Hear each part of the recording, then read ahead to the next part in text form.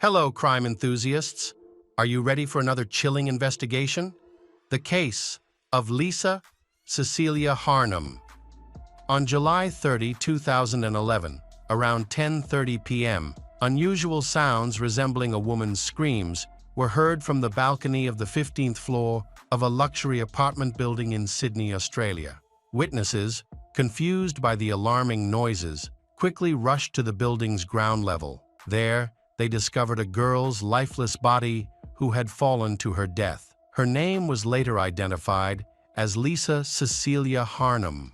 Moments later, a visibly distraught man exited the building, overwhelmed with shock and grief, suggesting it was a tragic accident. Lisa had a passion for dance from a young age and was actively involved in ballet as a teenager. She was well known for her sociable, confident, and energetic personality. In 2005, at the age of 24, Lisa loved to travel and gain new experiences. She grew up in the suburbs of Toronto, Canada. Lisa then moved to Australia. Lisa initially came to Australia on a 12-day working visa. However, she extended her stay by working at a hair and beauty salon in Sydney. The position suited Lisa well, as she had a passion for fashion, unique hairstyles, and the latest beauty trends. Despite being away from home, Lisa kept in touch with her family in Canada, regularly speaking to her mother. Lisa's family was also supportive of her decision to move and her desire to become an Australian citizen. In 2009, Lisa was looking for a new apartment, and a friend introduced her to a potential roommate, Simon Gatini, who was about 10 years older than her. Simon was a shoe importer, known for wearing expensive suits and living a typical lifestyle of successful Sydney businessmen. He and his business partner mainly imported luxury shoes from the United States and sold them online in Australia for a profit. Initially, Lisa told her mother that the accommodation arrangement was only temporary. She planned to stay with Simon while she continued to look for another place to live. Lisa assured her mother that there was nothing to worry about. Lisa moved into Simon's luxurious apartment on the 15th floor of a high-rise building in central Sydney. The apartment had large windows and a spacious balcony. After only 2 months of living together, they began a romantic relationship. Lisa told her mother that she and Simon were starting to date, and their relationship seemed to be progressing rapidly.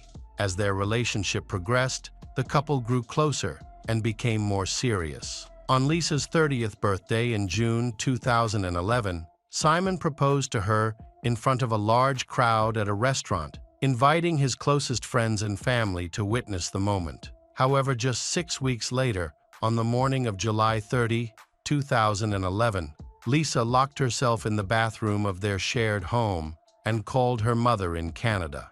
She pleaded with her mother to come to Australia and help her escape from Simon. John, her mother, agreed to take time off work to assist her daughter. Meanwhile, Lisa was nearly finished packing her suitcase. John advised her to hurry and take her bag and passport so she could leave the house quickly. On the morning of July 30, a young Japanese student was walking to Liverpool Street to catch a bus. He was waiting at the bus stop on the side of Hyde Park, across from the building where Simon and Lisa lived. While he was waiting, he heard a loud noise that caught his attention. He saw a body falling from the side of the building and a shirtless man standing on the balcony, looking down. Minutes later, Simon, dressed only in his pajamas, ran desperately out of the building toward Lisa's body. The police arrived quickly, but it was too late. Lisa had died in the fall. Her handbag was next to her, and she was fully clothed, except for one shoe, which had probably come off during the fall. In her pocket, there was a torn piece of paper. Surveillance cameras were installed outside, and at the time of Lisa's fall, there were also cameras operating in the apartment. These cameras recorded Simon, clearly distressed, as he ran out of the apartment. Simon returned to his apartment for a moment, and when he left again, the elevator arrived. Simon informed the police about how to operate the security system and cameras in the apartment, but did not mention the hard drive containing the recording from the time of the incident. By the time the police discovered the hard drive, it was gone. This footage could contain important evidence regarding the cause of Lisa's death. The only camera footage that could be obtained was from a camera pointed at the front door of Simon's apartment. The footage clearly shows Lisa trying to leave, followed by Simon pulling her back inside. This incident occurred before she fell. It is clear that a heated argument took place shortly before Lisa died. Simon also admitted that they had gotten into an argument. Neighbors reported hearing Lisa screaming and pleading for help. One neighbor said they heard a knock on the door, followed by silence. Simon explained to the police what had caused the argument. Lisa had told Simon that she had something to confess. According to Simon, they calmed down and agreed to discuss their problems in detail. Simon then went into the kitchen to make them tea. While in the kitchen, he asked Lisa again about the secret she wanted to tell. At that moment, Lisa ran out to the balcony and Simon followed her. Simon believed that Lisa was putting on a dramatic act to frighten him, which was typical of her behavior. In the past, she had done similar things, like opening the doors of a moving vehicle and threatening to jump out.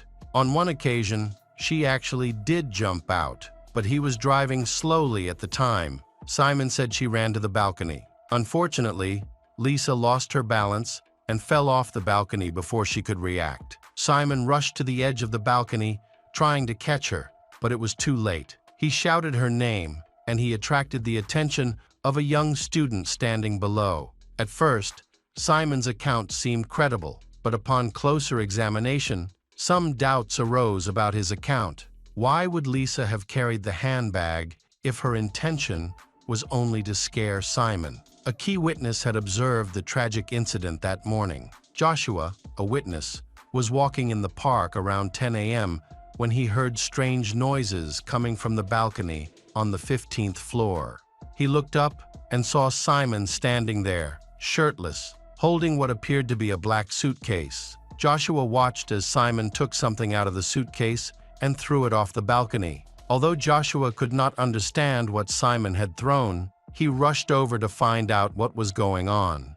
When he arrived, he saw a crowd of people trying to help a young woman. He then noticed Simon running towards the crowd. Joshua had previously seen Simon staring at Lisa's body from a distance for a long time before running down. Joshua was working as an editor for the Australian Broadcasting Corporation when he witnessed the incident. He continued to work, but when news of Lisa's death spread online, he realized he had witnessed it and contacted the police to tell them what he had seen. After investigation, the police discovered a letter that Lisa wrote to her mother. The content of the letter said that she thought she loved this man, but he controlled her life too much. In the letter, Lisa expressed that she missed her family and friends. Through the investigation, the police learned that Simon had convinced Lisa to quit her job at the beauty salon and stop attending fitness classes at the public gym. He controlled her daily life. Simon arranged for a personal trainer and set up a home gym for her. Simon even required Lisa to wear simple clothes so as not to attract attention. He asked her to tie her hair back and avoid wearing makeup. Unfortunately, the family only realized how isolated Lisa had become after her death. However, Simon saw their relationship differently. He stated that although he controlled their relationship, he believed it was filled with love and affection. The police later discovered a recording from Lisa's voice recorder just a month before her death. In this recording, Lisa was talking to Simon. She expressed that she only communicated with him and that her entire life revolved around him. She then cried and was confused about how her life had changed so drastically. In addition, the police also discovered that Simon had once written to Lisa, "You should never talk to or look at other men besides me. I have to be the only one for you." 6 weeks before Lisa died, she had shown clear signs that she wanted to end the relationship. Lisa had asked her fitness trainer to hold on to some of her belongings until she could get them back. On the morning of 30 July, Lisa locked herself in the bathroom and secretly called her mother. They agreed to meet in Sydney later. John said she had never realized how closely Simon had followed Lisa. Lisa had told John, her mother, that she found it strange that Simon always seemed to know where she was, but at the time, neither she nor her mother thought much of it. Lisa suspected that Simon was monitoring all of her calls, texts, and emails. In addition, he had installed surveillance cameras in their apartment to closely monitor her every move. A note found in her pocket revealed that she only discovered the existence of these cameras at the last minute. Through the footage, Simon learned about Lisa's intentions to leave him, her interactions with her coach, her conversations with her mother, and her plans to fly to Canada. Simon Gatini was charged with murder by police, and he was initially arrested but later released on bail. He pleaded not guilty in January 2012 and was released on bail until his trial began in November 2013. The media were not allowed inside the courtroom. A notable focus was Simon's new girlfriend, 23-year-old Rachel Louise. Her striking resemblance to Lisa attracted media attention and increased interest in the trial. Rachel has consistently shown her support for Simon throughout the trial, speaking out about his innocence whenever possible. She reportedly contributed about $85,000 of her own savings to pay for his defense attorney. The trial took place and lasted 4 weeks, starting on October 21, 2013. Simon's defense claimed that Lisa intended to jump over the railing due to her ongoing depression, but this explanation seemed unlikely. Material evidence could help clarify the situation.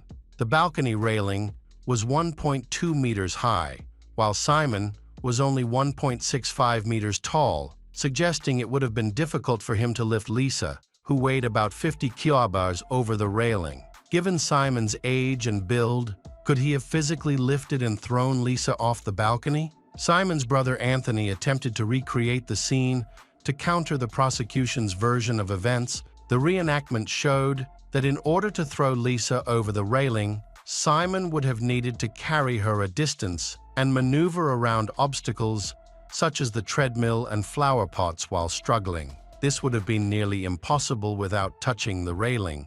But when the police arrived, everything was intact. Surveillance camera footage from the building showed that the incident took place over the course of just a few minutes, which would not have been enough time to clean up the crime scene. According to Simon, Lisa fell from the balcony. If the couple had argued, there would likely have been evidence of a struggle on their bodies, but none was found. Neighbors reported hearing screaming in the hallway and near the apartment door for over a minute, suggesting that Lisa was unconscious or that the couple had chosen to resolve the argument amicably, although this is unlikely. The investigation found no signs of trauma other than those caused by Lisa's fall, suggesting that it was unlikely that she had been unconscious due to a head injury. It is also unclear how she would have been able to hold on to her bag if she had been unconscious. These points cast doubt on the testimony of the main witness,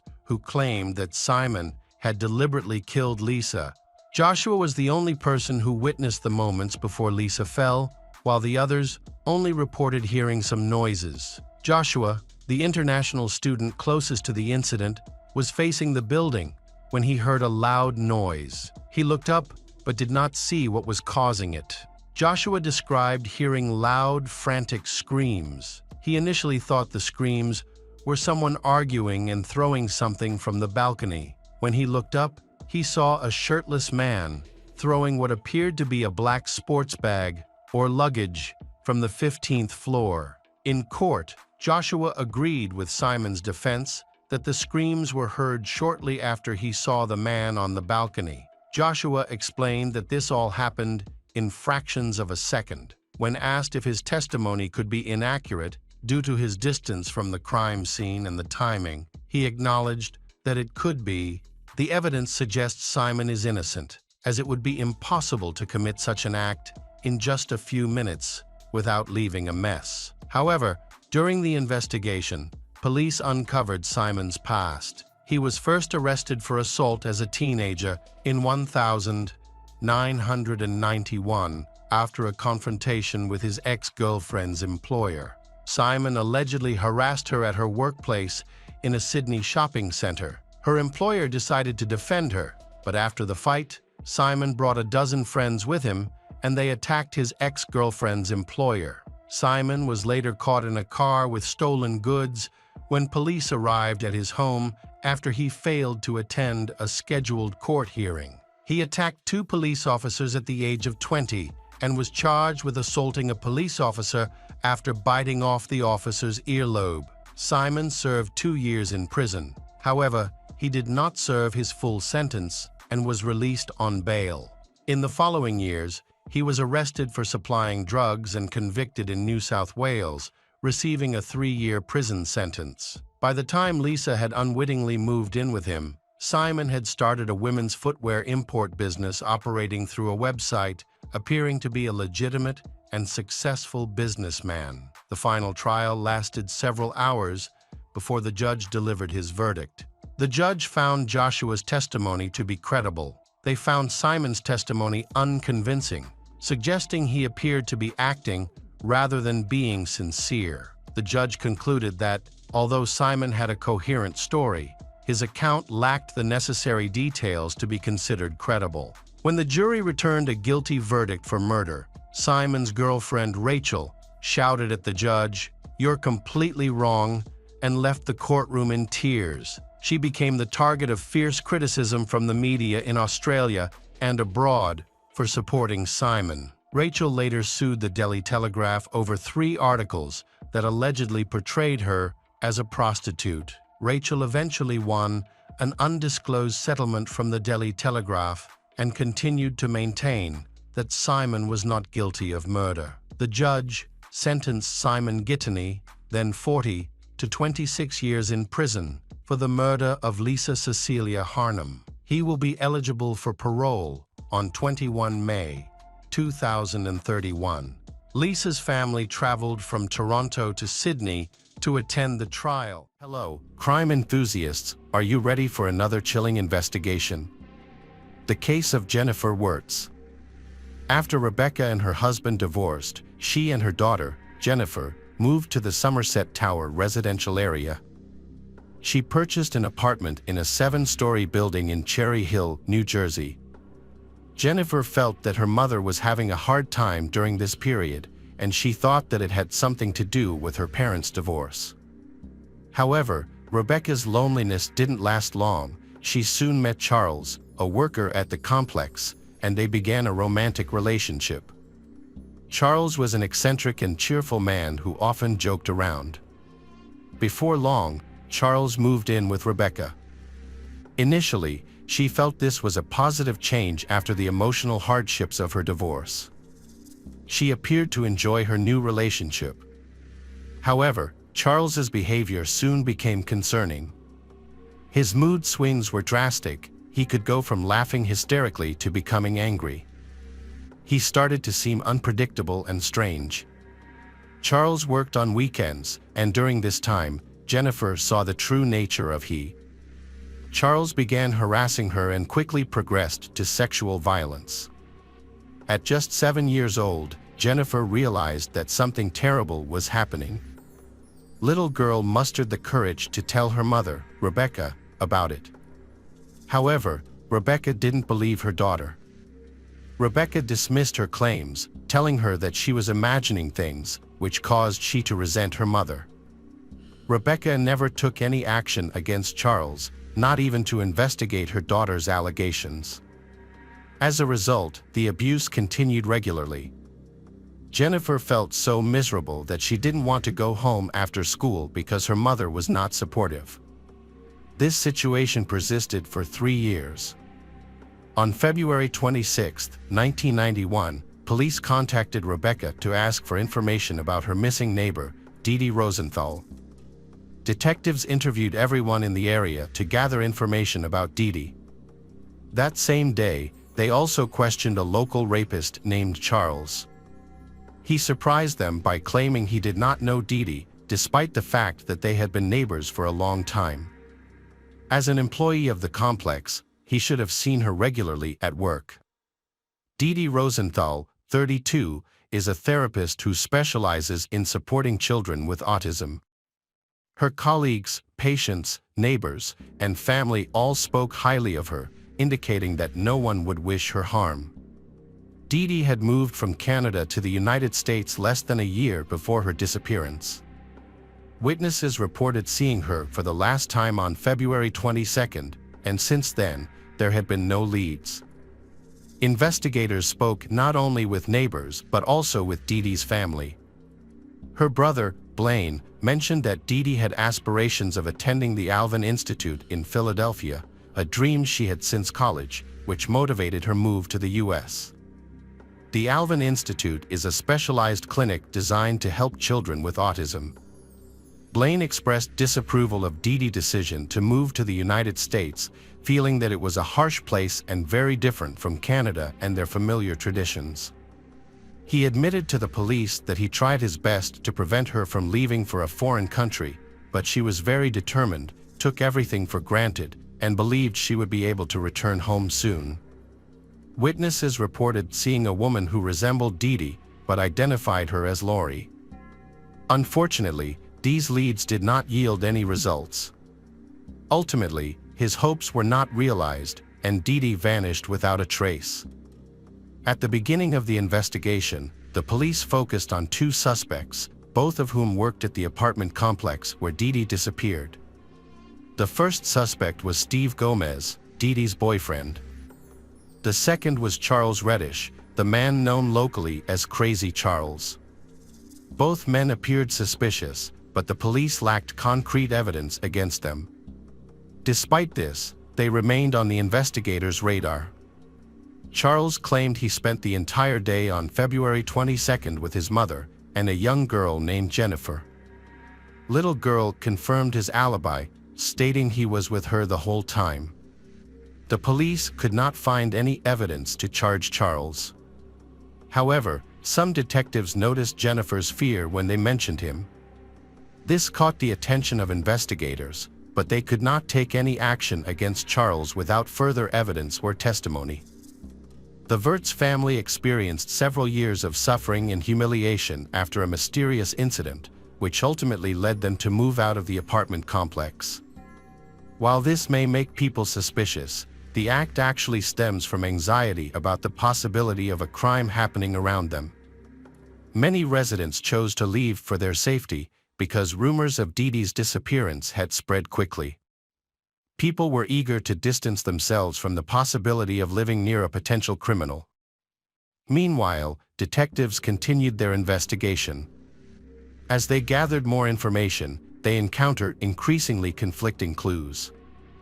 Forensic experts examined the home of Didi, but found it completely empty. The apartment was clean and tidy, with no signs of forced entry or a struggle. However, the front door was unlocked, which was unusual for a missing person case. Despite their efforts, forensic experts found no evidence of blood. It appeared as if Didi had calmly left her apartment, as her belongings were untouched and her car was still parked outside. The only clue investigators discovered was an $80 check hidden in a diary, but there was no cash in her purse or wallet. All clues pointed to Didi having left her home voluntarily. Investigators learned that she had financial difficulties, often spending more than she earned and have a lot of debt, but these problems do not appear to be serious enough to involve kidnapping or murder. However, it raised the question, did Didi leave to escape her creditors? After interviewing all of Didi's neighbors, detectives uncovered a concerning claim from one elderly woman. She reported that on February 22, around 4 a.m., she was awakened by a loud thud from the ceiling, which she later realized was caused by Didi, her upstairs neighbor. The sound startled her, but after a brief silence, she assumed it was just something that had fallen and returned to sleep.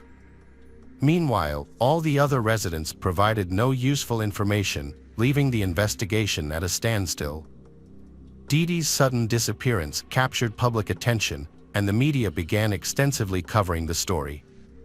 However, due to a lack of evidence, the case remained unresolved for years. The Wartz family later moved into a new home north of Cherry Hill. Rebecca and Jennifer felt so sad for Dee Dee, but they never knew what happened to her. Over time, they, like others, gradually forgot about Dee Dee, including the police, who suggested she might have returned to Canada. Dee Dee's brother Blaine is not satisfied with this explanation and continues to search for her. Unlike everyone else, he is the only one who doesn't give up. He's frustrated by law enforcement's inability to provide answers or locate Dee Dee. He spent years visiting local bars, restaurants, and neighbors' apartments around Hill 67, interviewing anyone who might have information. Eventually, Blaine admits that his relentless search has become a kind of obsession, causing him to lose almost everything, including his family. One day, upon returning home from another search, his wife told him she wanted to break up, marking the end of their relationship. Life was challenging for the Wartz family after they moved to a new home. They understood why Charles was called crazy. He often acted inappropriately and hurled insults at Rebecca and Jennifer. His aggression was escalating, and although Jennifer never witnessed he physically harm her mother, Rebecca, but little girls suspected that her mother was also suffering from his abusive behavior.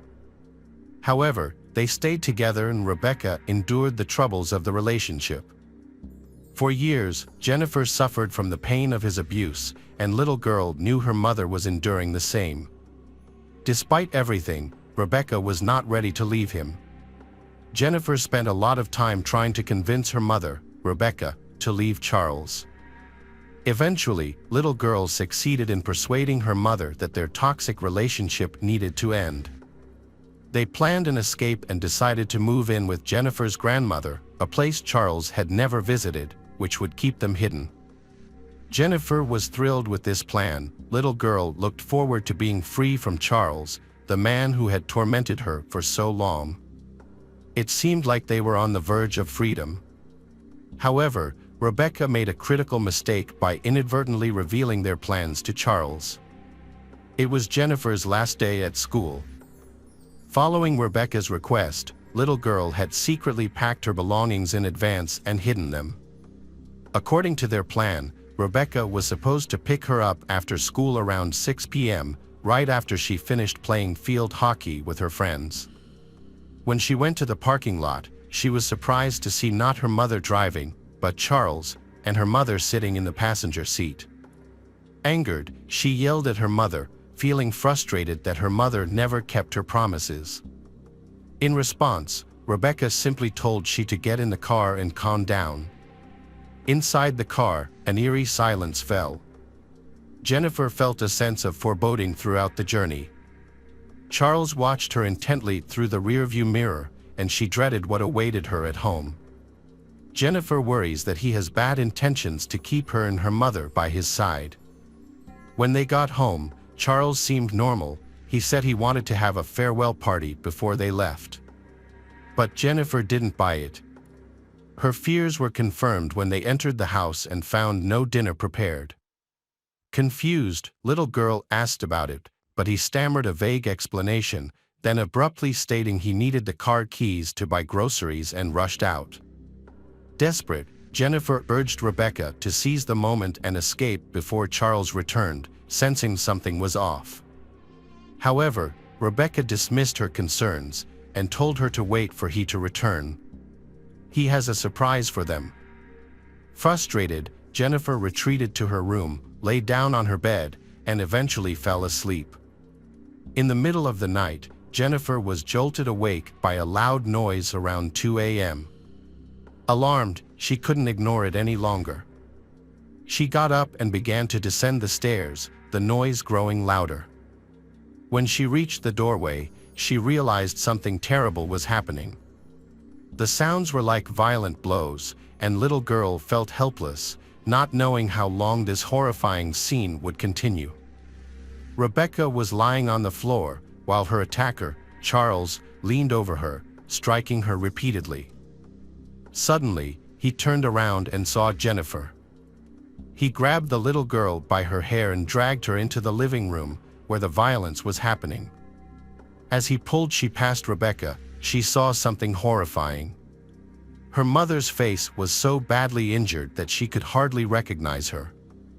Rebecca, 43 years old, had a shattered jaw and a broken arm, and she showed no signs of life. To Jennifer, it looked like her mother was dead. Desperate, Jennifer pleaded with Charles not to harm them and to let them go. But he threw her into a chair in the living room, positioning her directly in front of Rebecca.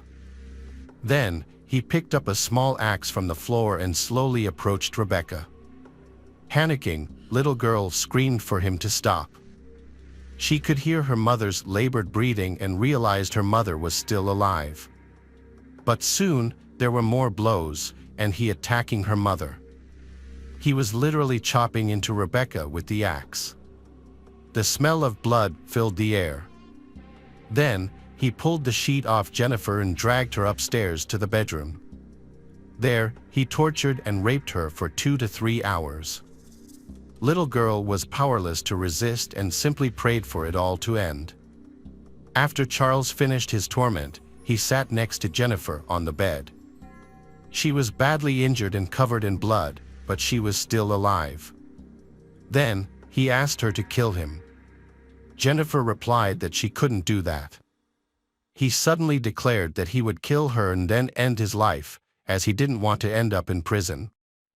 Terrified, Jennifer didn't want to take a life, even one as evil as Charles's. Although she felt helpless, she remembered methods she had seen in crime shows about negotiating with hostage takers, and she decided to apply them. Little girl focused on listening calmly to he. She aimed to show empathy, hoping to soothe him, and gradually convinced him not only to spare her life but also to reconsider taking his own. Jennifer advised Charles that it would be a good idea if he told the police the truth, saying that he had lost control and was acting erratically. Besides, he could also negotiate with the prosecutor to get a reduced sentence. However, he, feeling uncertain, began pacing back and forth in the bedroom, holding a bloody axe. For the first time, he understood the severity of what he had done. Little girl managed to persuade he to surrender to the police, and then she called 911 for help. She was clearly in shock and found it difficult to express one's thoughts.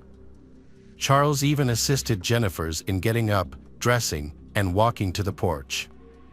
The dispatcher informed them that the police were on their way, and they just had to wait. It's difficult to imagine what Jennifer was feeling during this time. She knew that he was unpredictable and could harm them at any moment.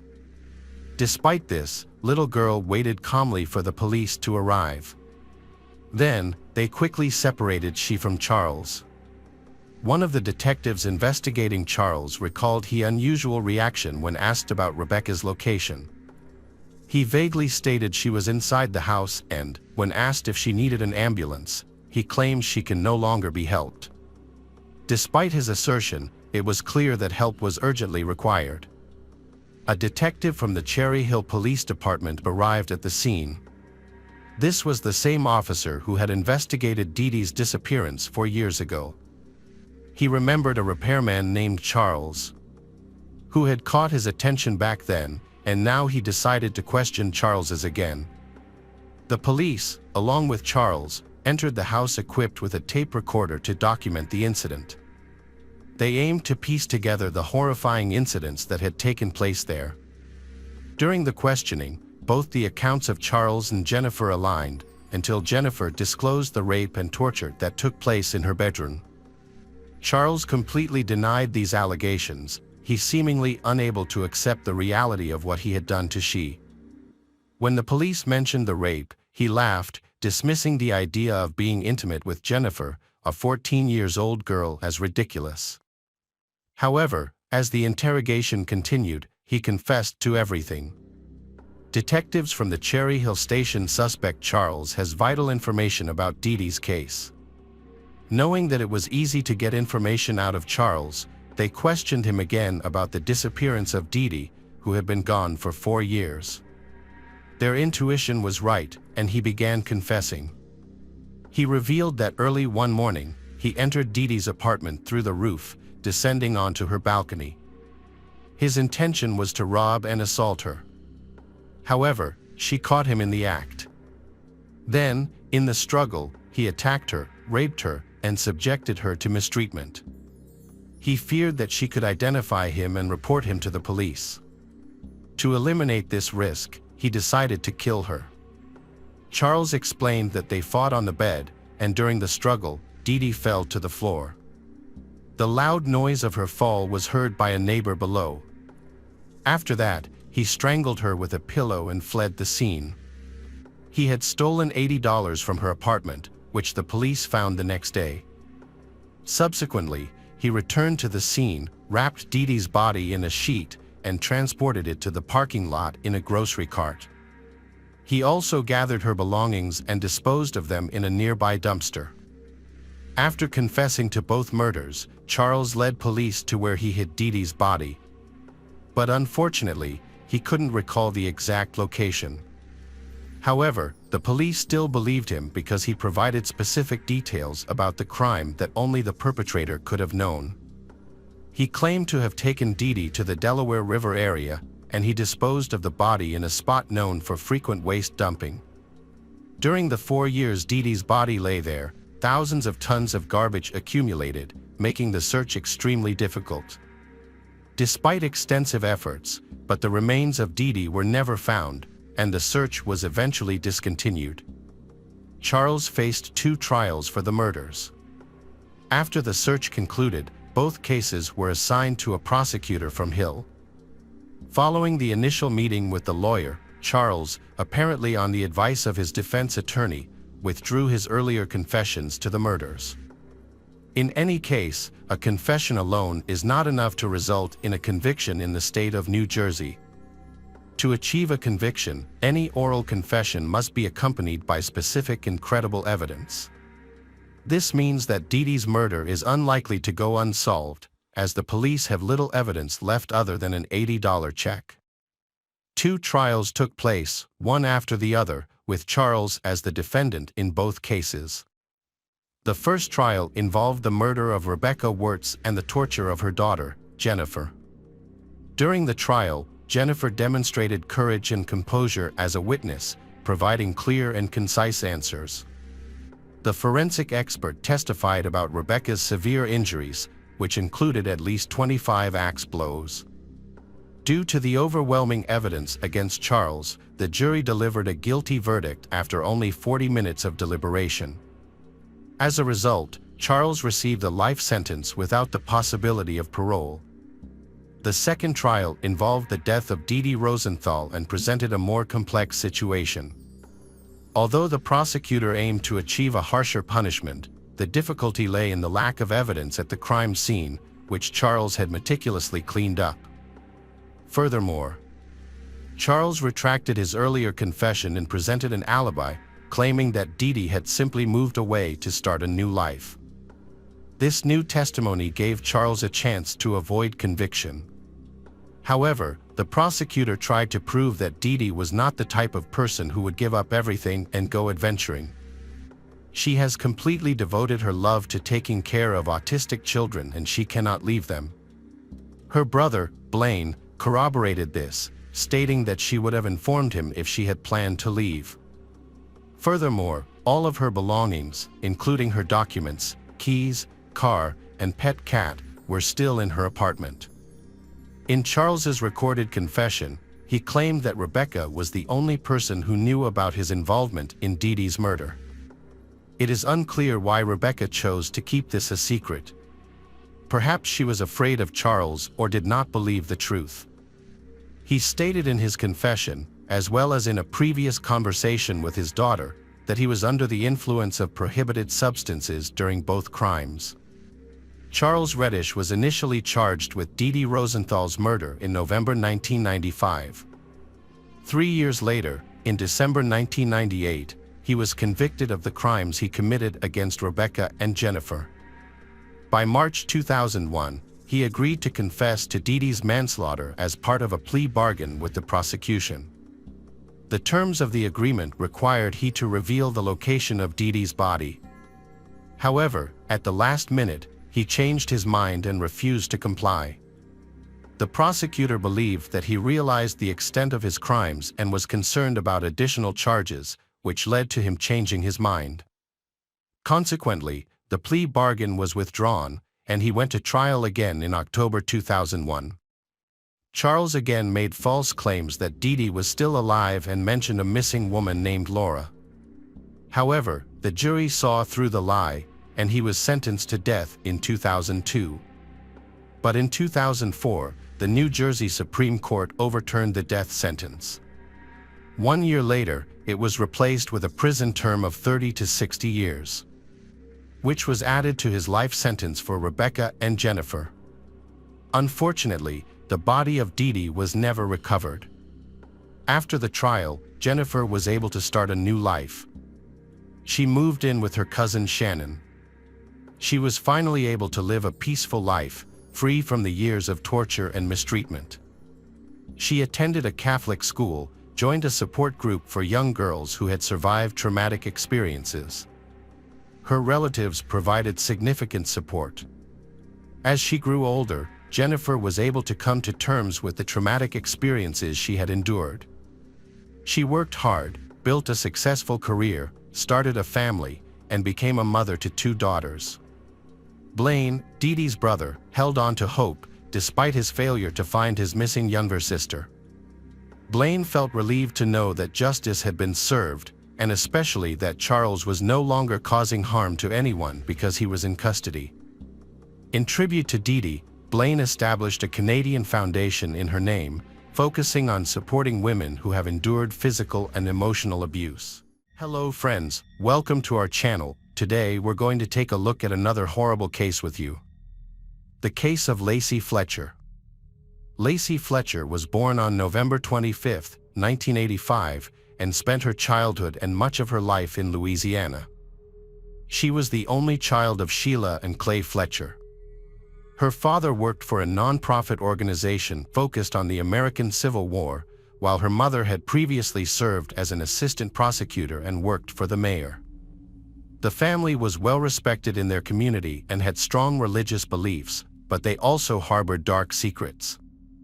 In 1995, the Lacy moved to a larger home in Slaughter, Louisiana, a small town where everyone knows one another. Lacy's early years appeared normal. She was a sweet and cheerful child. After the move, she enrolled in a Baptist school, continuing her education until high school. However, she faced challenges with concentration and connecting with her peers, which made her school experience difficult and resulted in very few friends. Despite these struggles, she remained kind and maintained a smile.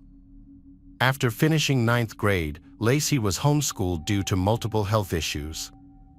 She had been facing challenges since early childhood, with doctors later diagnosing her with autism spectrum disorder and social anxiety disorder.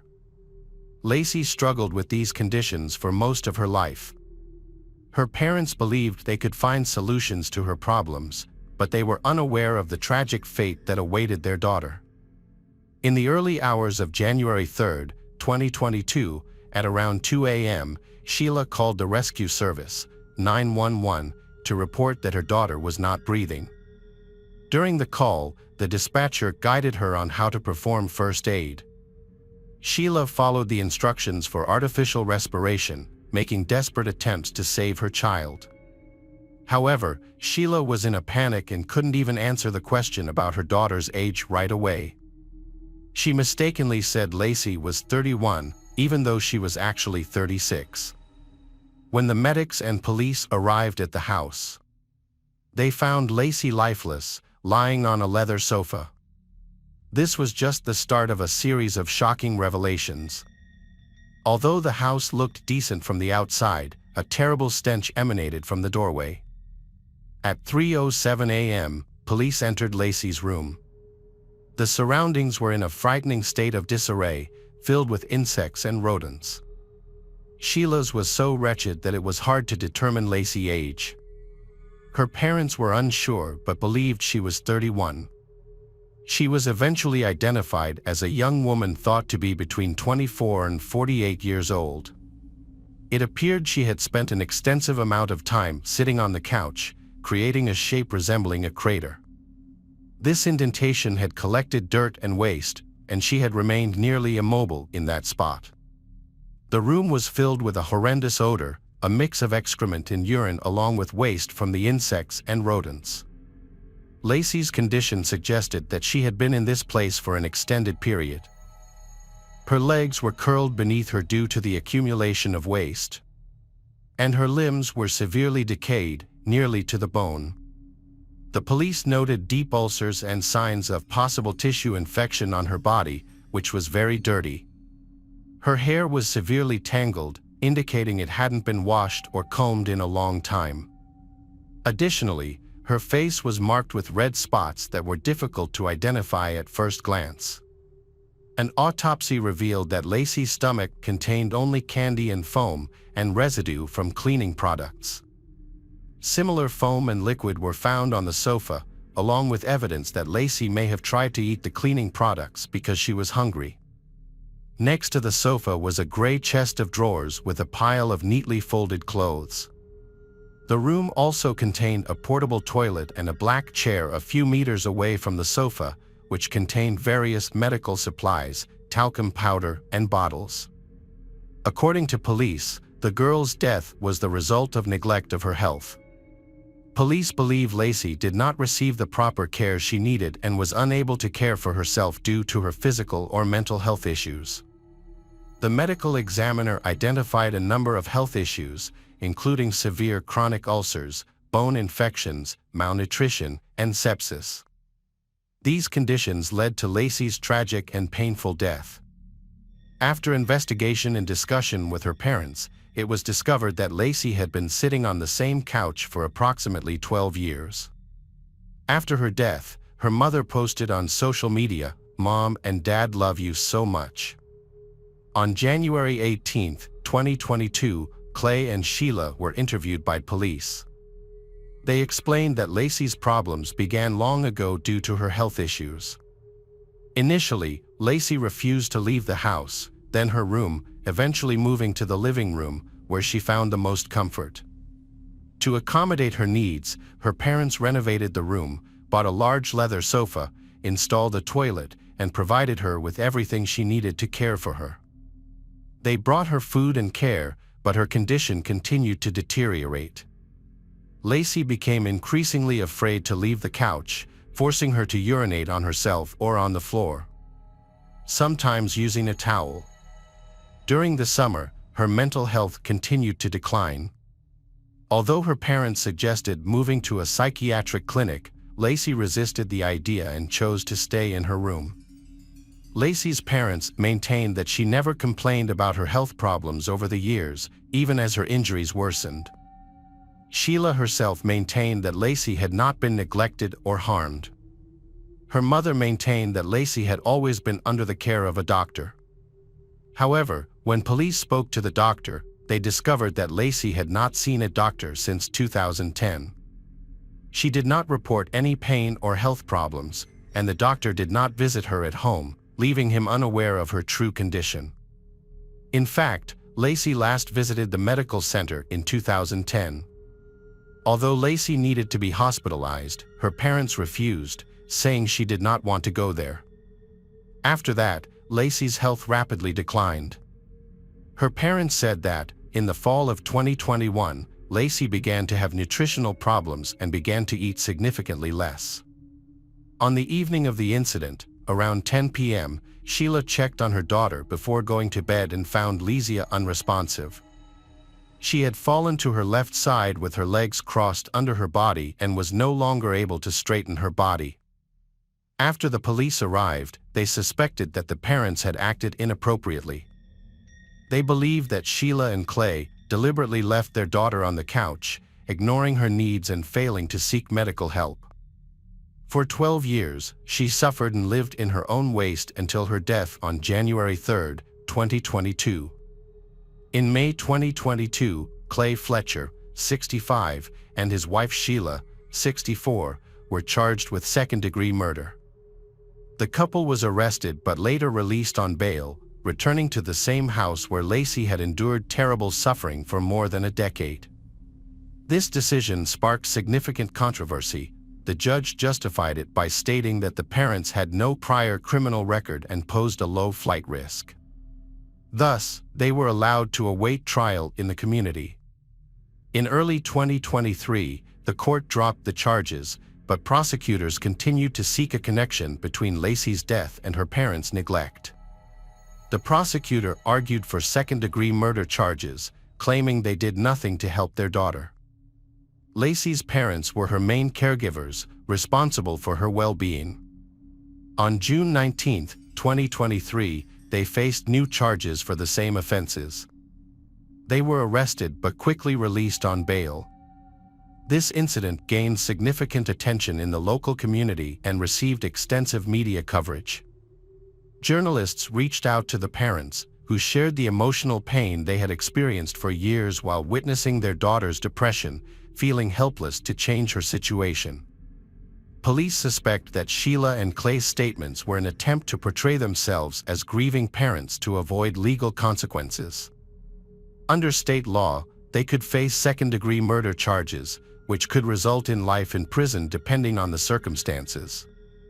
Police believe the couple's actions contributed to Lacy's death. People started noticing that Lacy showed clear signs of autism, which was later confirmed by medical professionals. As a result, her development began to lag behind that of her peers. By the time she reached 17 or 18 years old, she occasionally invited friends over to watch children's cartoons.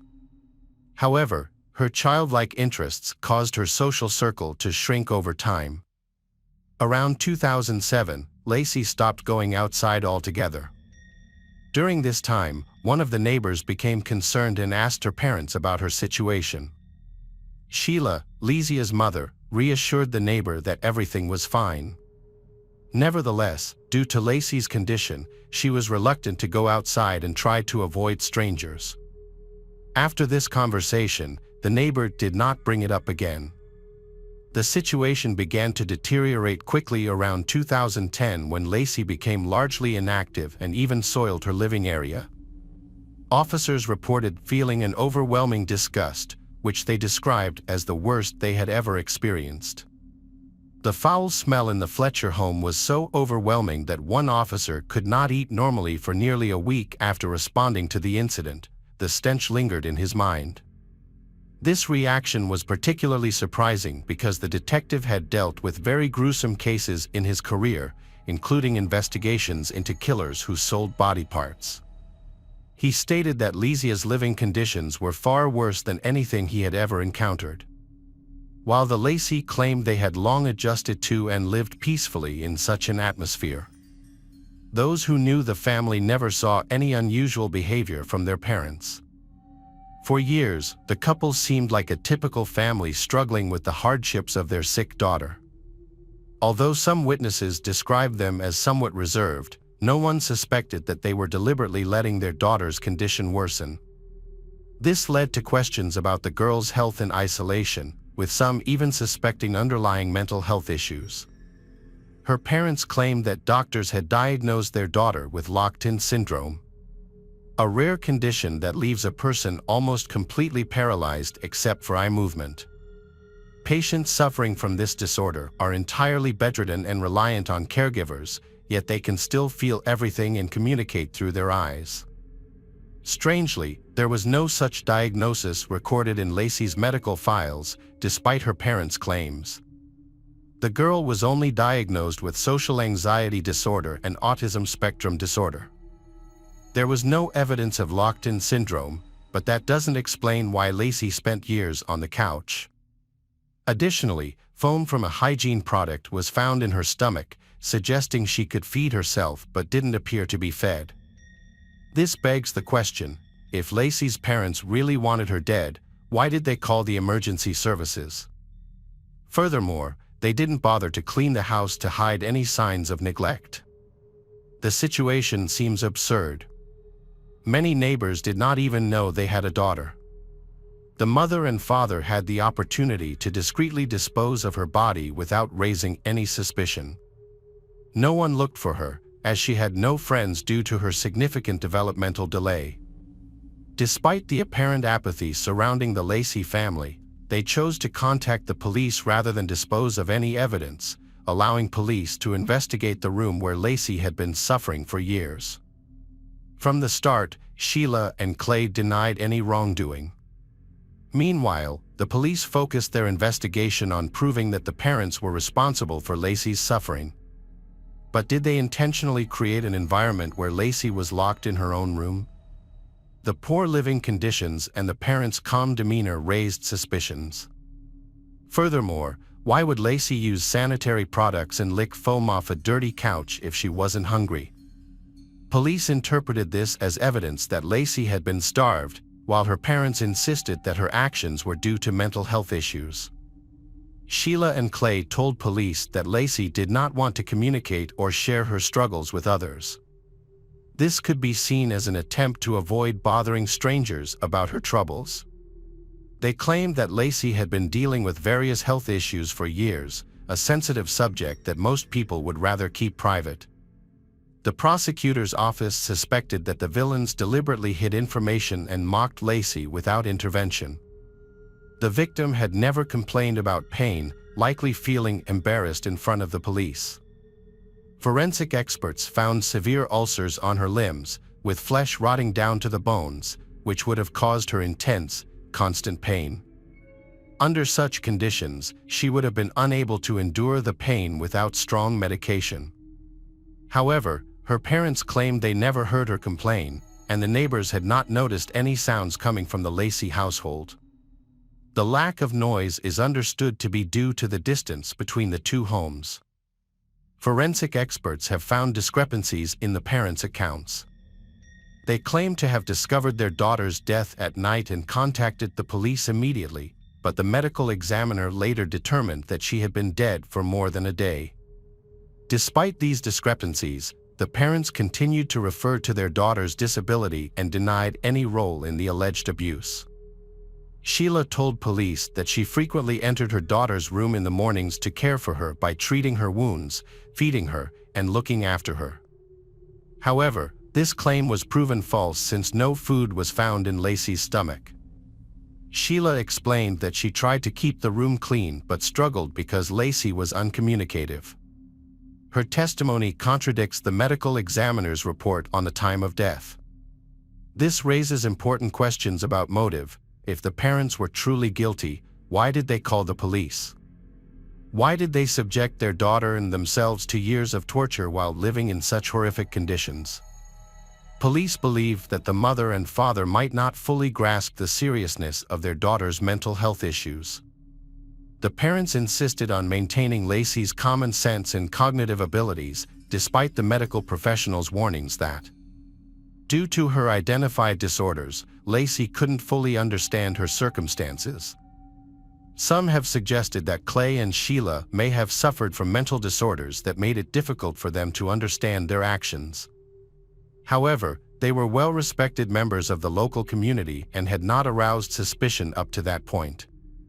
Witnesses did not describe them as having such problems, and it was unusual for 3 family members to suffer from mental illness at the same time. Sheila's defense attorney initially succeeded in getting the charges against her dismissed.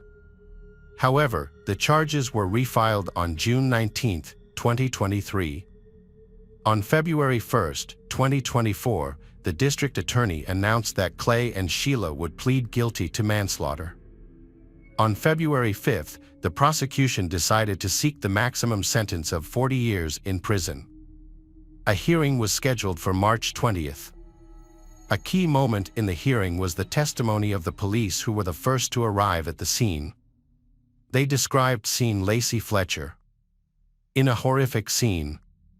They described the smell as a horrifying mix of rotting flesh and human and animal waste.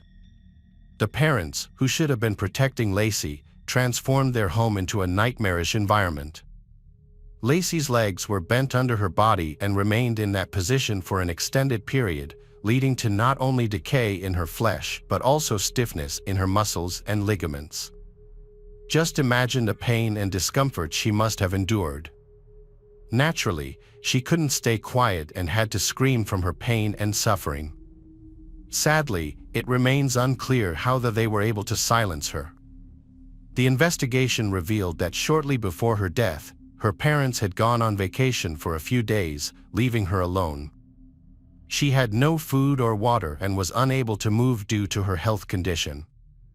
The only food she had was a peppermint candy, which was found in her stomach during the autopsy, suggesting that this was not enough to satisfy her hunger.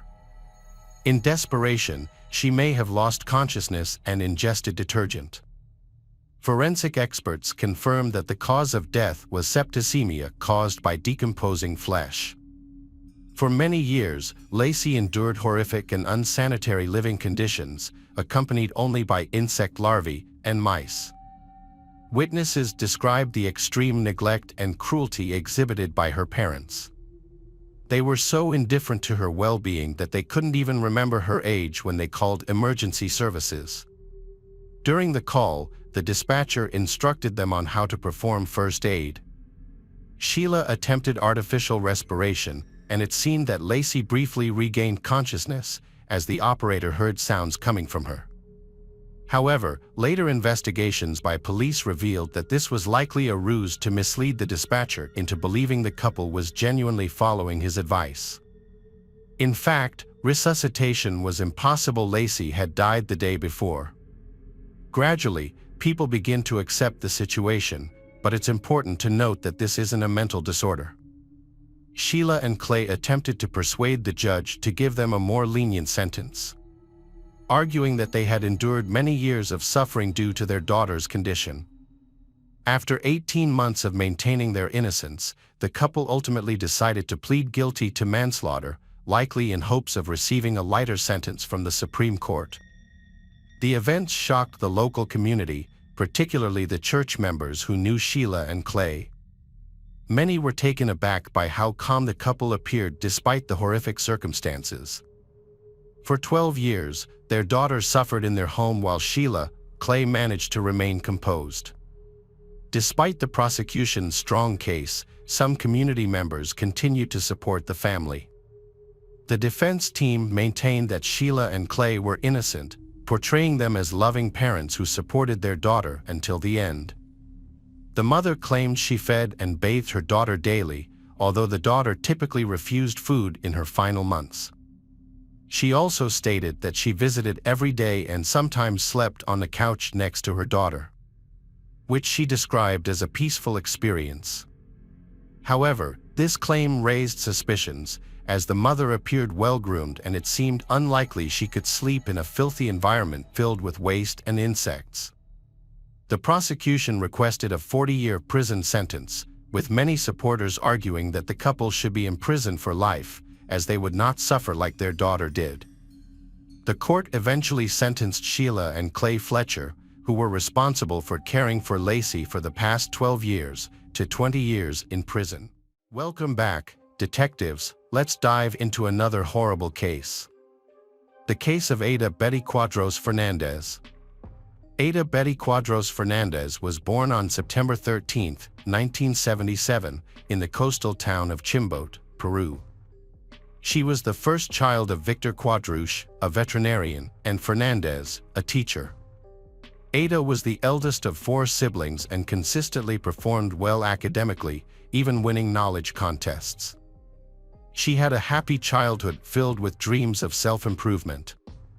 Ada later recounted that she spent much of her childhood with one of her sisters on their grandparents' farm, enjoying the close connection with nature and animals. This period on the farm was one of the happiest times of her life. Ada came from a family that was not poor but also not wealthy. As a teenager, she looked for ways to contribute financially to her family. Together with her sister and a friend, she formed a group to entertain at children's parties. After high school, Ada enrolled in a private university to study law. However, her financial situation did not allow her to continue, and she had to drop out. Despite this setback, Ada remained determined to succeed and support her family. With this goal in mind, she applied for a U.S. visa. Like many young people from Peru and other Latin American countries, Ada saw the United States as a land of opportunities. She was determined to move there, work hard, earn a better income, and pave the way for a brighter future for herself and her family. Her family enthusiastically supported her decision. They sold some of their belongings and did everything they could to gather enough money for her journey. Her destination was Texas, where she initially planned to stay with some relatives. In early 2004, she started working as a waitress in a restaurant. Later, she joined a company that placed nannies in households. It was through this job that she met the Waznjak family. The Waznjak family consisted of Father Michael, generally known as Mike, Mother Renee, their oldest daughter Alyssa, and the twin boys Ryan and Kyle. Little is known about the family background, except that they got married in 2000. Soon after their wedding, Renee became pregnant with their first child, Alyssa. After Alyssa's birth, they were expecting twins, Kyle and Ryan. The Waznjak couple wanted to hire a trustworthy babysitter to take care of the twins when Renee went back to work. Alyssa was already attending a daycare where she had made several friends, so they decided she would continue being cared for there. They interviewed several candidates, and Ada stood out as the best option. She was young, but not a teenager. She appeared healthy, strong, polite, and cheerful. Renee wanted Ada to start immediately so that she could work with her for a few weeks and explain the household routines, the state of affairs, and her expectations. She also wanted to see how Ada would take care of the twins. The family had a specific requirement. They wanted assurances that Ada would stay with them for 18 months, and Ada agreed to this arrangement. Initially, they was agreed that she would spend only daytime hours in the Waznjak household, but after some time they asked her to move in, and Ada agreed. Everything appeared to progress well. The Waznjak family was satisfied with her work and grew fond of her, placing complete trust in her. Numerous photographs documented joyful moments with the smiling young nanny holding the twins. However, the situation changed dramatically in the summer of 2005. Ada informed the Waznjak family that her relatives were returning to Peru before relocating to Germany. Ada was prepared to accompany them and had already purchased her plane ticket for October 29th of that year. Understandably, this came as disappointing news for the couple, as it was not in line with their previous agreement. Eventually, they understood and simply asked Ada to stay until they could find a replacement. They even requested her help in searching for and selecting her successor. Ada agreed, but from that moment on, she no longer stayed overnight at the Waznjak's house. Instead, she returned to her uncle's house at night and came back early in the morning. Given the change in circumstances and Ada's impending departure, the Waznjak family scheduled interviews with several nanny candidates on October 12th. During the day, Renee called Ada and asked her to prepare macaroni and cheese for the children. Ada fulfilled the request and fed the children. When Renee returned home, she greeted her children, saw that they were fine, and after interviewing the candidates, spent more than an hour with her little ones before they went to bed. Nothing seemed out of the ordinary.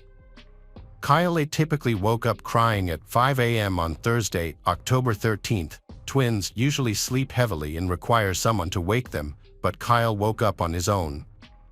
Renee got up, went to the twins' room, picked up Kyle, and soothed him until he fell back asleep. She then returned to bed. 2 hours later, at 7:30, Mike went to the kids' room, woke them up, hugged and kissed them, and left them in Renee's care before going to work. She changed Ryan's diaper, said goodbye to twins, and went to work. The kids were fine, nothing out of the ordinary, except for Kyle's early waking that day. His older sister, Alyssa, went to daycare as usual, but things took a dramatic turn around 1 p.m. when Ada called 911, very agitated, saying that one of the kids, Kyle, had stopped breathing and was turning blue. According to the information provided, the operator gave instructions on how to perform cardiopulmonary resuscitation on the child. The person carried out the instructions until the emergency medical responders arrived. After a few minutes, they reached the house and took over the care of Kyle. They asked Ada what had happened, and she, very upset, explained that after lunch she had put Kyle down for a nap and returned to get his brother. But when she came back with Ryan, Kyle began vomiting and stopped breathing. While the paramedics were attending to Kyle, Ada called Renee to inform her of the situation, giving her a different version of the events. She said that after feeding the children, she took Kyle out of the high chair and, as usual, placed him on the playroom floor while she looked for his brother. But when she returned, Kyle was vomiting. She went to the kitchen to get a bowl to collect the vomit, and when she came back, Kyle had fallen. She said she picked him up, took him to the sink, and performed the maneuver that Renee had taught her in case any of the children stopped breathing, but it didn't work, and she also tried CPR. The paramedics transported Kyle to the nearest hospital after the initial treatment. When Renee arrived home, the ambulance with her son had already left, but the police were still on the scene. Renee took Ryan, the other twin, and asked Ada to accompany them. They followed the police, who escorted them to the hospital. During the trip, Renee called her husband, and they met at the medical center. A couple of minutes later, the doctors decided to transfer Kyle by helicopter to the Children's Hospital of Dallas. The Waznjak family returned home, leaving Ada in charge of Ryan, and headed to the Children's Hospital of Dallas. Ada asked them to keep her informed about Kyle's condition. On the way to the hospital, Renee began to worry that Ada might be too anxious to properly care for Ryan, so she called a friend to help the babysitter at the house. Ada, visibly distressed and crying, opened the door for Rena's friend shortly after the friend arrived at the house. The friend asked Ada to explain what had happened. According to Ada's account, Kyle had suddenly collapsed while standing between the playroom and the kitchen. Ada said she dropped the plate she was holding, picked up Kyle, took him to the living room, and performed CPR on him. Ada mentioned that Kyle's brain hadn't fully developed and that this issue had started at birth. The friend didn't fully understand, but Ada kept talking, expressing her love for Kyle and assuring that she would never hurt him. The friend tried to calm her, reassuring her that she hadn't done anything wrong and that she was a good person. In the meantime, at the Dallas Children's Hospital, the Waznjak family received devastating news. The doctor in charge of Kyle informed that the child had suffered severe head injuries, with multiple contusions on the head, left arm, and shoulder. A neurosurgeon met with the distressed parents to explain that something needed to be done to relieve the pressure on Kyle's brain, although survival was unlikely. A child abuse specialist who also met with Mike and Renee suggested that Kyle's injuries could be consistent with abuse. The specialist stated that Kyle's injuries were so severe, it was as if he had been in a car accident or fallen from a sixth-floor window. Renee initially found it hard to believe what had happened. She thought Ada might have accidentally dropped the child or was too scared or ashamed to admit it. However, the doctors clearly explained the severity of Kyle's head injuries and the amount of force required to cause them. Given this information, the possibility of an accident seemed unlikely.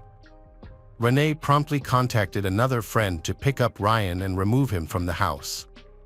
While this was happening in the hospital, Ada became increasingly anxious at home. Renee's friend had to go out to pick up her son from school and take him home. During her absence, Ada called her several times, asking if there was any news about Kyle. When Renee's friend returned to the house, she found Ada calm. Ada was no longer crying or talking. Shortly after, a police car passed by the house. Seeing it, Ada lost her composure. She began to cry uncontrollably and scream, "No, no, no," collapsing on the floor behind a door and repeatedly insisting that she would never harm Kyle. Two female detectives arrived to interview Ada. She was the only adult present when the incident occurred. As the detectives located the house and got out of their patrol car, they heard Ada's cries. Upon entering, they found her extremely agitated. During the interview, the other officer called the hospital to get an update on Kyle's condition. When they discovered the diagnosis, the detectives told Ada that her story did not explain Kyle's injuries. Ada suggested that Kyle may have hit his head when he fell after she left him alone in the playroom, but the officers pointed out that the playroom floor was covered in soft carpets, making this explanation unlikely. When trying to offer another explanation, Ada said that Kyle may have hit his head on the doorframe when she was carrying him on her hip. In the officer's insistence, Ada showed how Kyle could have hurt himself and mentioned that Mike and Renee often hit Kyle's head without any problem. The officer checked the place where Ada claimed Kyle hit his head, but found no evidence of a strong impact. When the officers told her that the injury did not seem serious enough to have caused the extensive damage described by the doctors, Ada insisted that the impact was strong because she was running with Kyle in her arms. She also claimed that she had never shaken or hit any of the twins. The officers urged Ada to tell the truth, as it could save Kyle's life, but Ada provided no further explanation. Given the circumstances, the officers reported the situation to their command and took Ada into preventive custody for further questioning. The investigation team arrived at the crime scene to examine the house. After completing their task, they informed Renee's friend, who was staying at the house on behalf of the owners, that they could clean up and organize everything for the family's return. While cleaning the house, the friend found a piece of adhesive tape sticking out from the door of a cabinet under the kitchen island. When they opened the door, they noticed it was broken and held together by tape. As a result, opening it caused the door to become misaligned. They simply placed it back and secured it with the tape, but found it strange because Renee was always careful with broken items to prevent the children from getting hurt. They had a hunch and called the police to report the door. Shortly after, investigators returned to collect potential evidence. Later, when questioned about the cabinet door, Renee stated that she frequently used that door and had never seen it held with adhesive tape. By the time Friday, October 14th arrived, all of Mike and Renee's hopes had vanished. The doctors informed them that Kyle was brain dead and had no chance of recovery. Amid unimaginable grief, the couple authorized the removal of life support, and Kyle passed away 3 days later on October 17th. The detectives interviewed Ada in prison, where she was accused of premeditated assault on a minor. This time, Ada claimed that the day before the incident, she was preparing the macaroni and cheese that Renee had requested. Kyle was sitting on the kitchen countertop, and the child fell, landing headfirst on the kitchen floor and hitting his head hard. Ada said she picked him up and checked for injuries. The only thing she noticed was redness on his ear and the right side of his head. So she applied cold compresses and gave him a pain reliever. When the interrogators asked why she hadn't told this to the other officers, Ada said she thought they wouldn't believe her. She mentioned that she didn't tell Renee because, when she arrived home from work, Renee complained of a severe headache.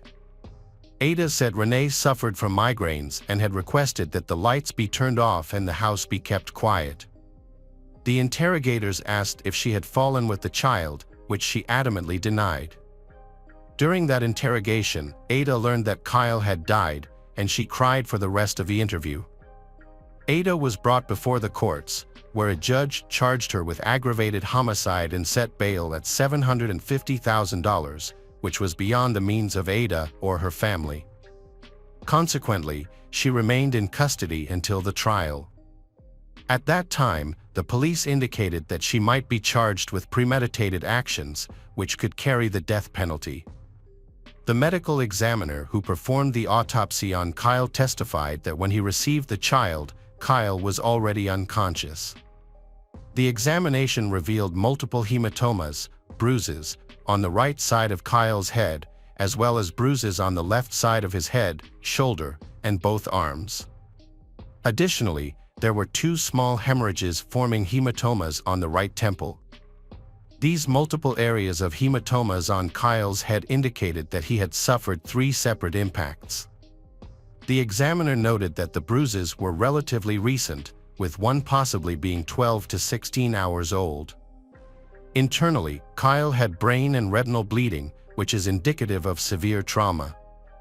Although there were no broken bones, the brain tissue was notably swollen, and the pressure inside Kyle's head was 90 millimeters of mercury, significantly higher than the normal level of 20 millimeters. Based on these findings, the examiner concluded that Kyle had suffered severe traumatic events consistent with blunt force trauma, possibly from someone hitting his head against a hard object. The examiner suggested that the type of injuries could also result from shaking and swinging a young child's head against a solid object, such as a kitchen cabinet door. The crucial testimony of a forensic analyst revealed that the distance between the fasteners of the broken cabinet door in the kitchen matched the abrasion marks on Kyle's head. This expert also analyzed the adhesive tape used to repair the cabinet door and found 2 DNA traces, one of which had a greater contribution and matched Ada's DNA. The minor trace could not be identified. After hearing from the experts, it was time for Mike to testify. He explained that Kyle was doing well the evening of October 12th and the morning of October 13th with no bruises. He also mentioned that he made breakfast that morning, opened and closed the kitchen cabinets to get utensils and food, and that all the doors were in perfect condition, including the one that was later found with an unexplained taped repair. The parents said they had breakfast with the kids and played with building blocks, with the twins crawling around in a playhouse. Based on all the evidence, it was easily concluded that the events that led to Kyle's death occurred when there were no other adults in the house. The prosecutor in the case stated that the exact circumstances of what happened to Kyle may never be known with certainty, but according to the evidence presented at the trial, she outlined a possible scenario. Perhaps Kyle didn't want to eat his lunch and, feeling frustrated or distracted by watching a soap opera, may have gotten out of his high chair without realizing the cabinet door was open.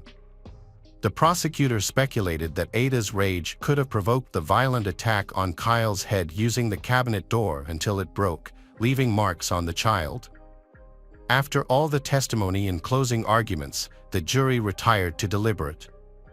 When they returned, they decided Ada guilty of capital murder of a child under 6 years old. When the verdict was read, Ada's mother, Fernandez, who had traveled from Peru when her daughter was arrested, stood up and shouted that she would free Ada because she was innocent. She stated that there was no evidence to convict her daughter and swore to start over with an appeal. After the jury left, Kyle's parents showed photographs and videos of their late son and told about his short 14-month life, from birth to the last picture taken a few days before his death. Family members talked about Kyle, while others simply couldn't stop crying. Ada was convicted a year later in 2006 to life imprisonment without the possibility of parole. For Ada and her family, giving up was not an option.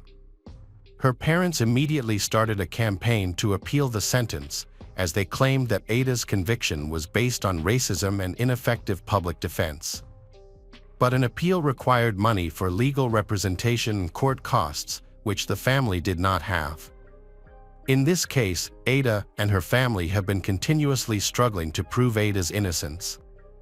They are seeking support from various sources, including the Peruvian government, the Peruvian and Latino community in the United States, as well as solidarity organizations in Peru. In prison, Ada maintains her innocence and takes advantage of every opportunity for interviews. Their efforts have paid off, and in 2009, Ada's legal team filed an appeal citing 5 specific errors in the initial trial process.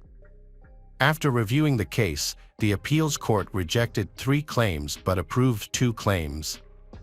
This was enough for the judges to overturn the verdict and cancel the trial due to irregularities.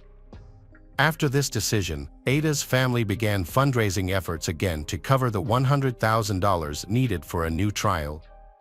It took another 3 years to prepare for the new trial, which began on July 10, 2012, with the selection of 12 jurors from over 100 candidates. The defense maintained that Kyle fell from the kitchen counter on October 12 and sustained a head injury, and the situation worsened the next day when Ada, while running with the child in her arms, accidentally struck his head on the door frame. This time, the defense team presented testimony from a forensic expert with 40 years of experience. He suggested that some of Kyle's bruises may have been caused at the hospital during the insertion of a catheter to assess brain swelling. The prosecutor vehemently challenged this testimony. Another witness, an employee of the kitchen cabinet manufacturer, also testified for the defense, although he did not entirely rule out the possibility that Kyle's head could have hit the cabinet door. After the trial session was over, the jury deliberated for 5 hours, even requesting to listen to the 911 call recording again. Ultimately, they upheld the verdict. They once again found Ada guilty of premeditated murder and sentenced her to life in prison without the possibility of parole.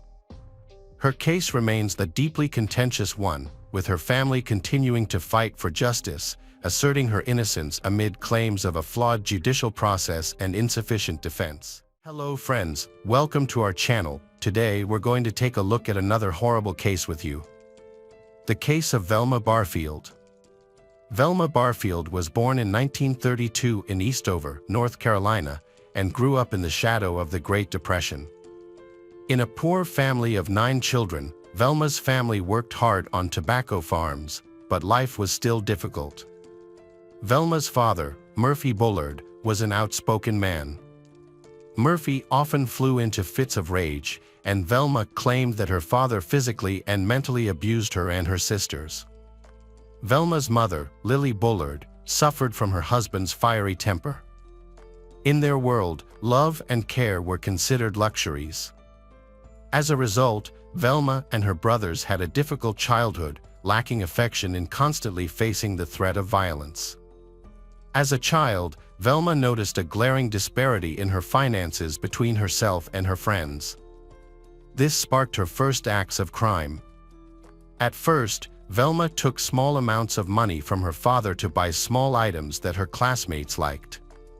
However, her stealing gradually became fatter when she stole $80 from an elderly neighbor.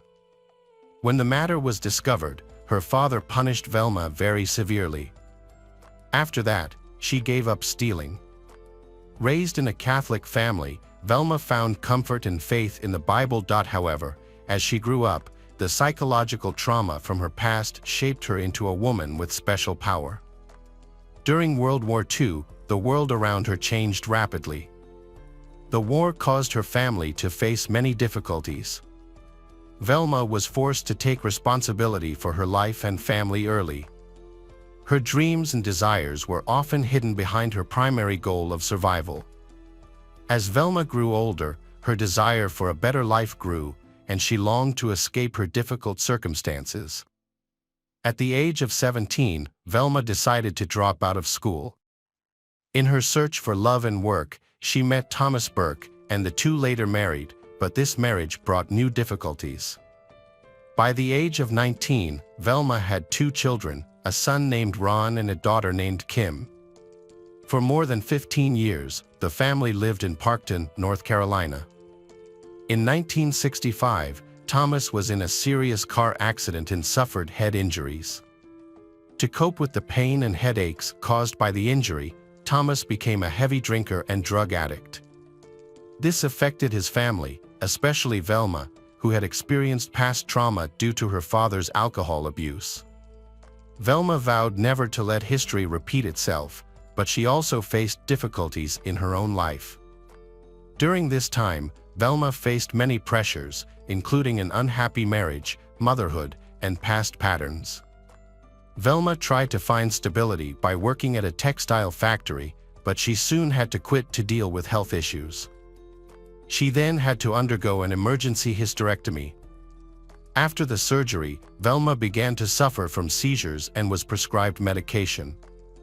However, the use of seizure medication gradually became a habit, causing her to become mentally impaired. Velma's drinking increased, each step pushing her into a more desperate and out-of-control state. On April 4, 1969, while she and her children were away from home, the house caught fire.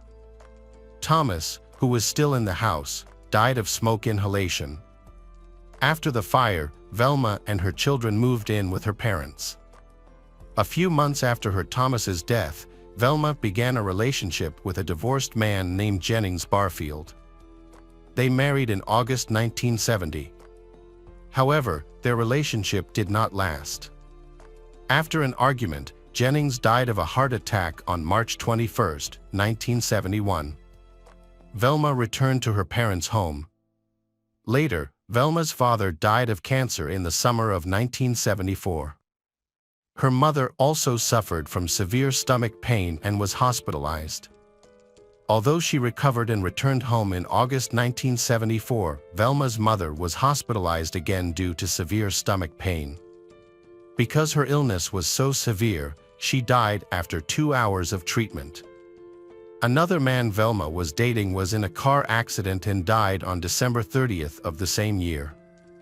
Velma's financial difficulties and addiction led to another bad decision. She started forging checks to meet her growing needs.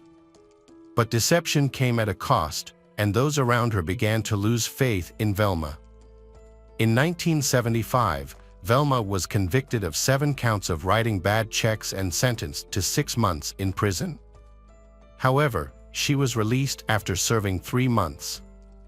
After her release in 1976, Velma took a job caring for the elderly. She initially worked for 94-year-old Montgomery Edwards and his 84-year-old wife in Lumberton, North Carolina. Montgomery fell ill and died on January 29, 1977. A few weeks later, in February, Montgomery's wife Dolly developed symptoms of the same stomach illness as Velma's mother and died on March 1. Velma then cared for Record Lee, 76, who had lost a leg. On June 4, 1977, Record Lee's husband, John Henry, began experiencing severe pain and cramps in his abdomen. Doctors attributed his condition to a severe stomach virus. However, he died later that month. Velma then moved in with her new boyfriend, Roland Stewart. While attending a Pentecostal revival meeting in Cumberland County, Roland Stewart suddenly complained of severe abdominal pain. He was rushed to the hospital but could not be saved, dying a few days later. Roland Stewart's relatives were suspicious of his mysterious death. They reported to the police to find out the reason for Roland Stewart's death. An autopsy was ordered. An investigation into Roland Stewart's death was opened. Before the autopsy results were released, Lumberton police received an anonymous phone call, reportedly from Velma's sister, who said that Velma had poisoned Roland Stewart and others. As a result, Velma was arrested for the murder of Roland Stewart. During the interrogation, Velma confessed to poisoning Montgomery and Dolly Edwards, John Henry, her mother Lillian, and her boyfriend Roland Stewart. Velma confessed that she had forged checks to her boyfriend Roland Stewart's account and that he had found out about it, so Velma had mixed rat poison into his beer and tea, and in previous victims Velma had given weed killers containing paraquat and barbiturates. Velma had secretly put these substances into her victims' food or drinks, leading to their deaths. At trial, Velma's defense attorney argued that she was insane, but this was not accepted. Velma appeared cold and emotionless, laughing at the prosecutor and even applauding after his closing speech. The defense attorney attempted to explain that Velma was not a monster but a soul trapped by addiction, and that the difficult circumstances she had experienced since childhood had caused Velma's actions to be beyond her control. The attorney emphasized Velma's mental health struggles as a mitigating factor in Velma's crimes. December 12, 1978. The jury considered the circumstances and decided to sentence Velma to death for murder and causing harm to the victim's family. The verdict was an acknowledgement of the victim's family's irreplaceable loss. A unit for female death row inmates was later established at the North Carolina Correctional Institution for Women. While on death row, Velma quit smoking and expressed remorse. At night, the faces of her victims haunted her dreams, and Velma silently contemplated the crimes she had committed. Velma's appeal was filed with the North Carolina Supreme Court on October 30, 1984. The appeal claimed that she was incompetent at her original trial due to her struggles with drug addiction. However, the court denied her appeal. The day before her execution, Velma instructed her attorney, Jimmy, to withdraw all remaining appeals. She expressed her desire to die with dignity, as allowed by the state of North Carolina. In her final hours, Velma reflected on her life and prayed, finding solace in her faith as she prepared for death. Pastor Billy Graham offered her words of comfort over the phone, saying, "Velma, in a way I envy you because you're going to get to heaven before I do." Velma was executed on November 2, 1984, at the Central Penitentiary in Raleigh. Before her execution, she expressed remorse for the pain she had caused, stating that she was deeply sorry for the pain she had caused and that many families had suffered greatly. She also expressed her gratitude to those who had supported her over the past 6 years, saying that she appreciated the unwavering support of her family, her attorneys, and the kindness of the prison staff, and that she was grateful for their compassion and understanding during this difficult time. For her final meal, Velma chose a simple snack of cheese doodles and a Coca-Cola. She spent her last hours with family members and friends who visited her before her execution. Despite the circumstances, Velma remained calm and at peace. Velma was led to her execution wearing pink pajamas and medical devices attached to her chest, including a stethoscope and heart monitor. She was secured to a gurney with straps at her body and legs, and then wheeled to the execution chamber just before 2 a.m. outside the prison. 2 opposing groups of protesters had gathered. Pro-death penalty supporters were present, and anti-death penalty advocates, who criticized Governor Hunt for not showing compassion and claimed the woman could still contribute positively to society from behind bars. As the execution approached, other inmates demonstrated their anxiety by banging on the windows of their cells in unison. A group of about 80 people who supported capital punishment showed their approval through cheers and applause. 3 volunteers carried out the execution, with a dummy intravenous line ensuring that none knew for certain which of them had administered the fatal dose. Velma's execution took place at 2:15 a.m., just 15 minutes after being given the lethal injection of proton bromide. Those present at the execution reported that she passed away without any apparent suffering. Around 300 death penalty opponents stood nearby in silence, holding candles that they extinguished as the moment of her death approached. After the execution, Velma's body was taken by ambulance to a medical school for use in her previously expressed wish to donate her organs for transplantation. Her burial followed at a small North Carolina cemetery close to the gravesite of her first husband, Thomas Burke. She was 52 years old at the time of her death. Welcome back, mystery lovers. Today's case is going to keep you on the edge of your seat, the case of Laura Wallen. Laura Wallen was born on February 10, 1986, to parents Mark and Gwen Wallen.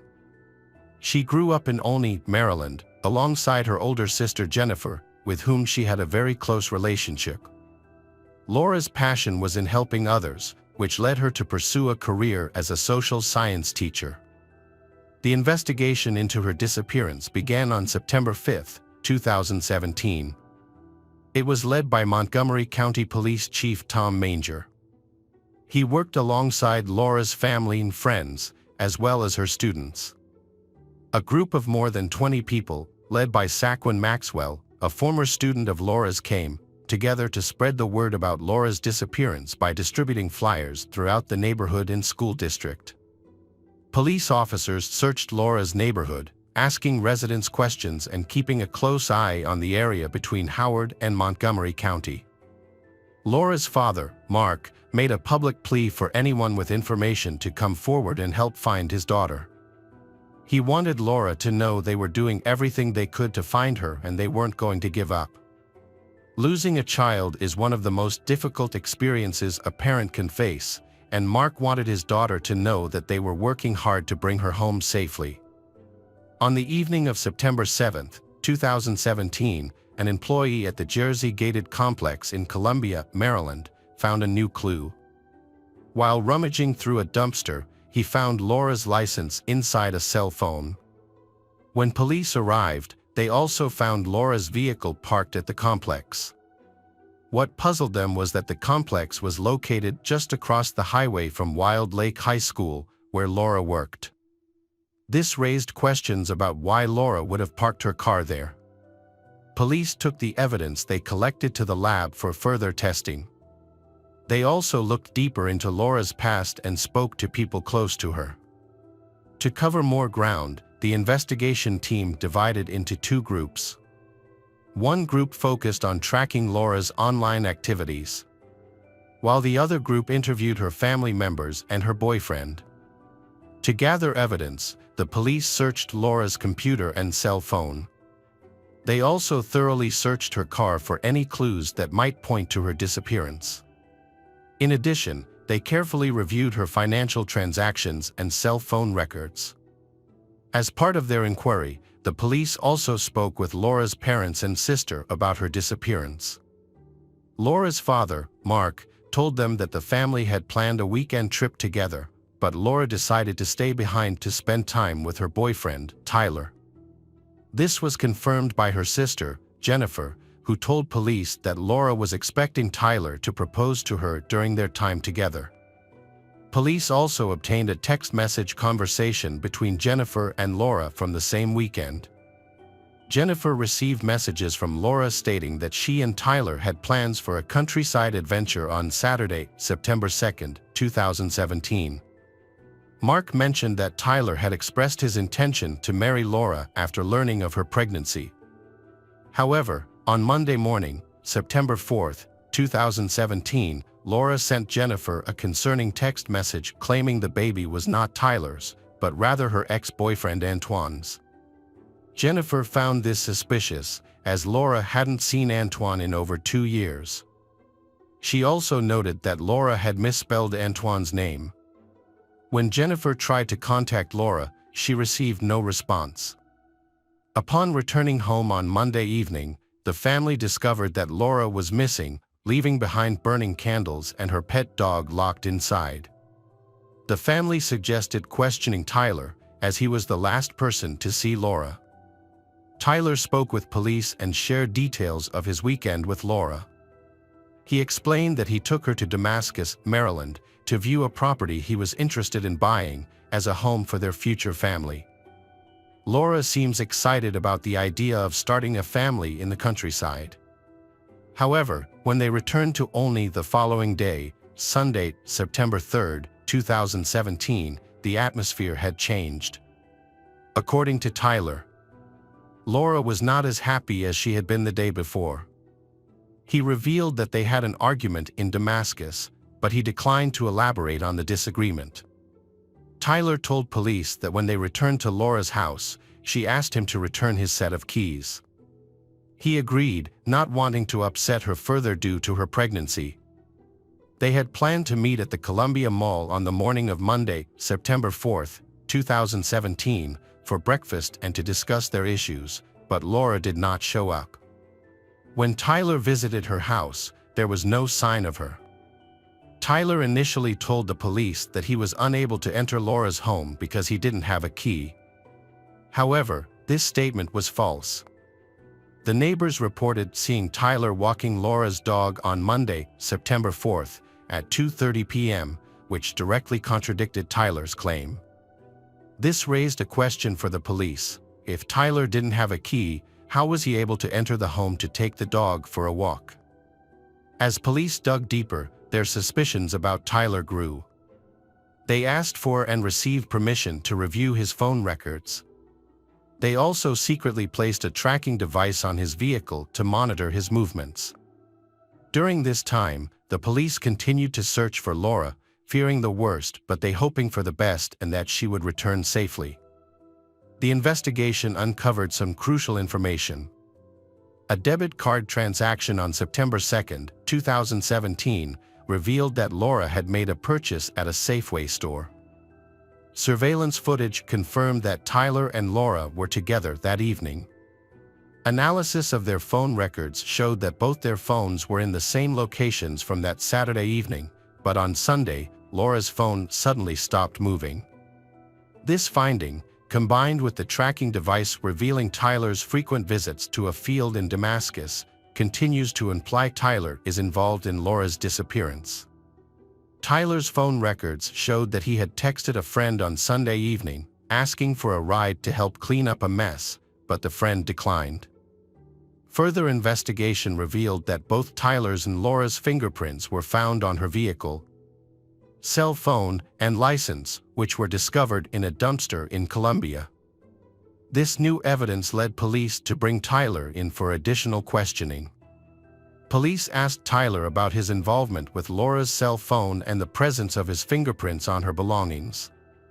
They also inquired about the cryptic message he had sent to his friend. In response, Tyler changed his story. He claimed that Laura was in trouble because she was pregnant by someone else, not him. He alleged that Laura had an affair with a student, which resulted in her pregnancy. Tyler's statement to the police was startling. He explained that he had taken Laura's car, license, and phone, and discarded them at the complex, an attempt to give her a head start to escape her problems before her family found out. His intention, he claimed, was to buy her some time to sort out her issues. He acknowledged trying to mislead everyone, including the police, in order to protect her because he cared about her. However, when police asked Tyler about Laura's current location, he denied knowing where she is now. But the police were not convinced by his story. Unbeknownst to Tyler, investigators had already discovered other messages on his phone, which painted a different picture of his relationship with Laura. A closer look at his phone revealed, they discover that Tyler has been texting with other women. It turns out Laura isn't his only girlfriend. As the police dug deeper, they discovered that Tyler and Laura had a troubled 10-year relationship. This new information was sparked from Laura's father, Mark, who had always felt uneasy about Tyler. According to Mark, Tyler had never made an effort to be with Laura on important occasions, such as holidays and birthdays, which made him question Tyler's commitment to his daughter. What's more, Mark knew that Tyler was also dating another woman, Christina Wagner, who was a teacher like Laura. Further investigation led the police to friends of both Tyler and Christina. They revealed that Tyler had been leading a double life. It turned out that Tyler had met Christina in 2012 and had been living with her while still in a relationship with Laura. Friends of they told police that Christina and Tyler had gotten engaged and were planning to get married in 2018. When asked about Laura, Tyler's friends claimed that she had become aggressive and that Tyler was trying to distance himself from her. Police found text messages on Laura's phone that showed she had tried to contact Christina on August 28, 2017. In the messages, Laura expressed her desire to meet Christina to talk about Tyler. Friends claimed Christina was angry at Laura's bold actions and Christina confronted Tyler about it. Christina decided to file a police complaint. However, when police told Christina, Laura, and Tyler would have to go to court to get a restraining order, Tyler changed his mind and withdrew. Investigation revealed that Christina and Tyler had planned to spend the Labor Day weekend shopping for their wedding, but Tyler couldn't make it due to a knee injury. When police told Laura's family about Christina, they shared with officers what Laura had confided in them, that Tyler was being stalked by Christina. This new information made it more likely that Tyler could be a suspect in Laura's disappearance. Police brought Tyler in for questioning again, this time confronting him about Christina. Initially, he denied any involvement with her, but police were able to challenge his claim with evidence of his secret life. Eventually, Tyler admitted to cheating on both women, which had led to his fight with Laura. When investigators spoke with Tyler, he expressed his desire to mend his relationship with Laura. However, when asked about Laura's disappearance, he maintained that he was not involved. Unbeknownst to Tyler, the police discovered a connection between him and a vacant field in Damascus through his phone records. They found a link to a meat processing plant called KS Cuts, which was adjacent to the property that Tyler had visited with Laura. The plant's owner also owned the field they had visited. Interviews with the owner revealed that Tyler had previously worked for him and often helped him hunt on the property. Further questioning led to a disturbing discovery. Over the Labor Day weekend, Tyler had requested access to the safe on the owner's property, which contained 4.20 caliber rifles with ammunition. This new information led police to suspect that Laura may have been killed, but they could not confront Tyler yet. They still needed to find Laura and gather evidence to prove their suspicions correct. Laura's family, along with the police, devised a plan to try to get Tyler to reveal Laura's location. On September 11, 2017, Tyler joined Laura's parents, Mark and Gwen, at a press conference to appeal for Laura's safe return. However, this plan was set up as a trap. The police and Laura's family were hoping Tyler would make a mistake and reveal information about Laura's whereabouts. Meanwhile, police officers and cadaver dogs searched the fields near the meat processing plant in Damascus. During the press conference, Tyler made an emotional appeal for Laura's safe return. In his speech, he hinted that Laura shouldn't be ashamed of anything she'd done wrong. Tyler's speech included the following words: "Laura, if you're listening, it doesn't matter what happened. It doesn't matter what trouble you're in. We're going to fix it together, you, me, and your family. There are so many people who miss you, who are looking for you, and who are praying for your safety. We don't sleep or eat, we just pray that you're safe. I ask you to let us know that you're safe." Tyler claimed to be worried about Laura's disappearance, but what he didn't know was that he was the main suspect in the case. At the time, he seemed genuinely concerned, saying he was doing everything he could to find Laura and praying for her safe return. However, the situation took a devastating turn on September 13, 2017, just 2 days after the press conference. A secluded area of a field was identified as the location of Laura Wallen's body after K-9 dogs detected something suspicious. Upon further investigation, detectives discovered a freshly dug grave and recovered Laura's body at 5:30 p.m. The police were able to identify the body by matching the clothes Laura was wearing to a picture Jennifer had shown them from her last conversation with Laura. The discovery marked a tragic end to the desperate search for Laura. Laura Wallen, a highly respected teacher at Wild Lake High School and recent Teacher of the Year, tragically passed. The incident occurred around noon. Unfortunately, her unborn child also did not survive. The same day, Tyler Tessier, Laura's boyfriend, was arrested and charged with her murder. Tyler held at the county jail while investigators awaited the initial autopsy report. The report confirmed that Laura had been shot in the back of the head before being buried in the field. When Tyler was confronted with evidence, he created a false story. He claimed that on Sunday evening, he and Laura were at her house when a group of African American men burst in, took them hostage at gunpoint, and drove them to Damascus. According to Tyler, the men spared his life but shot Laura in the head, forcing him to bury her in a field. They threatened to harm him if he revealed their identities or led the police to Laura's body. However, police did not believe this story because they knew the relationship between Tyler and the property owner. Tyler then changed his story, claiming that he and Laura had an argument, which ended with him pushing her, causing her to fall, hit her head. He assumed she had died and buried her in the field to hide her body. Later, Tyler claimed that he had reconsidered and thought Laura might still be alive. To end her suffering, he dug up the grave, shot her in the head, and covered his tracks. He described this as a mercy killing. Tyler was held without bail at the Montgomery County Detention Center. Laura and her unborn son, baby Reed, were laid to rest in a public cemetery on September 30, 2017. Over 1,000 people, including Laura's family, Friends and students attended the funeral to pay their respects to the beloved teacher. The prosecution, led by Montgomery County State Attorney John McCarthy, was building its case against Tyler. As they investigated, they developed a theory about Tyler's double life. They believed that Tyler was willing to continue living a secret life until Laura discovered his relationship with Christina. Fearing his deception would be exposed, Tyler began planning to kill Laura so he could continue his life with Christina. Tyler saw Labor Day weekend as the perfect opportunity to carry out his plan.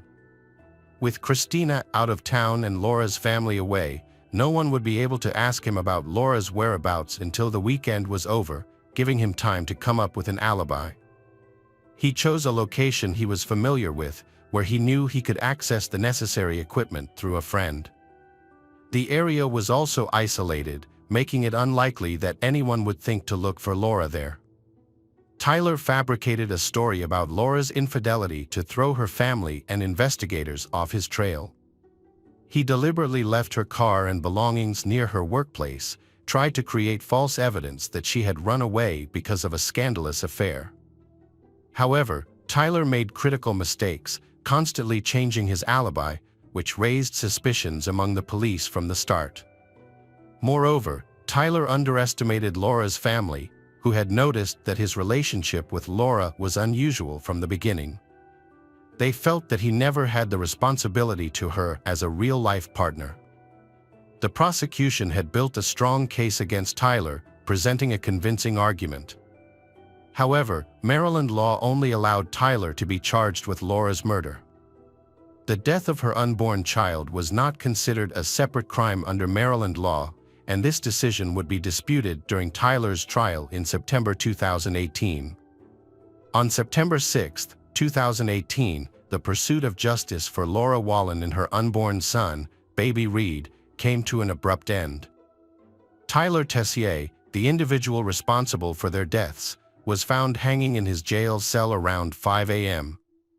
He had been allowed to shower and have breakfast before taking his own life.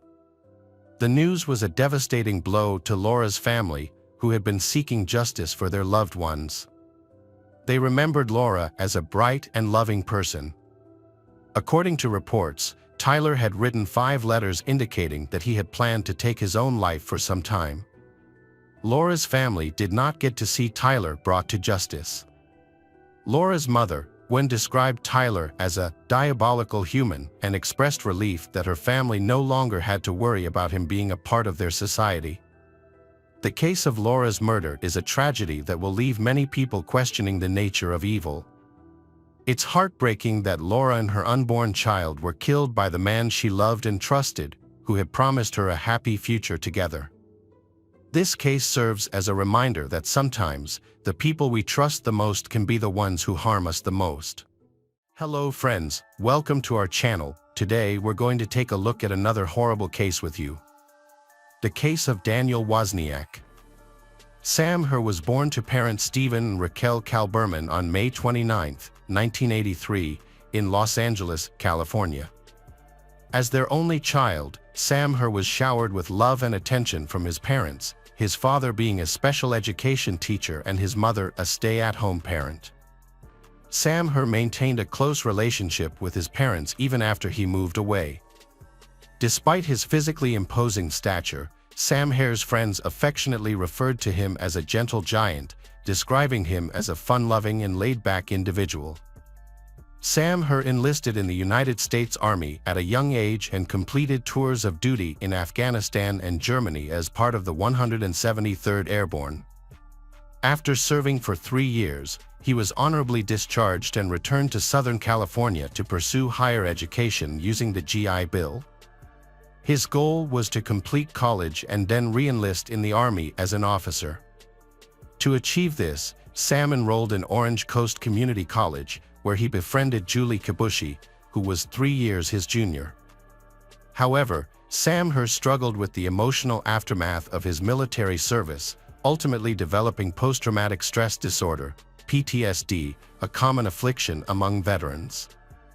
When 28-year-old Sam Herr failed to visit his parents' house over a weekend as planned, they began to worry. Sam Hare's parents, Stephen and Raquel, became increasingly concerned after several attempts to contact their son went unanswered. Deciding to take matters into their own hands, Stephen went to Sam Hare's apartment in Costa Mesa with his wife to see what was amiss. Their discovery led to immediate panic when they could not find their son and only saw Julie Kibushi in a state of horror. Stephen quickly dialed 911 as Raquel choked and screamed.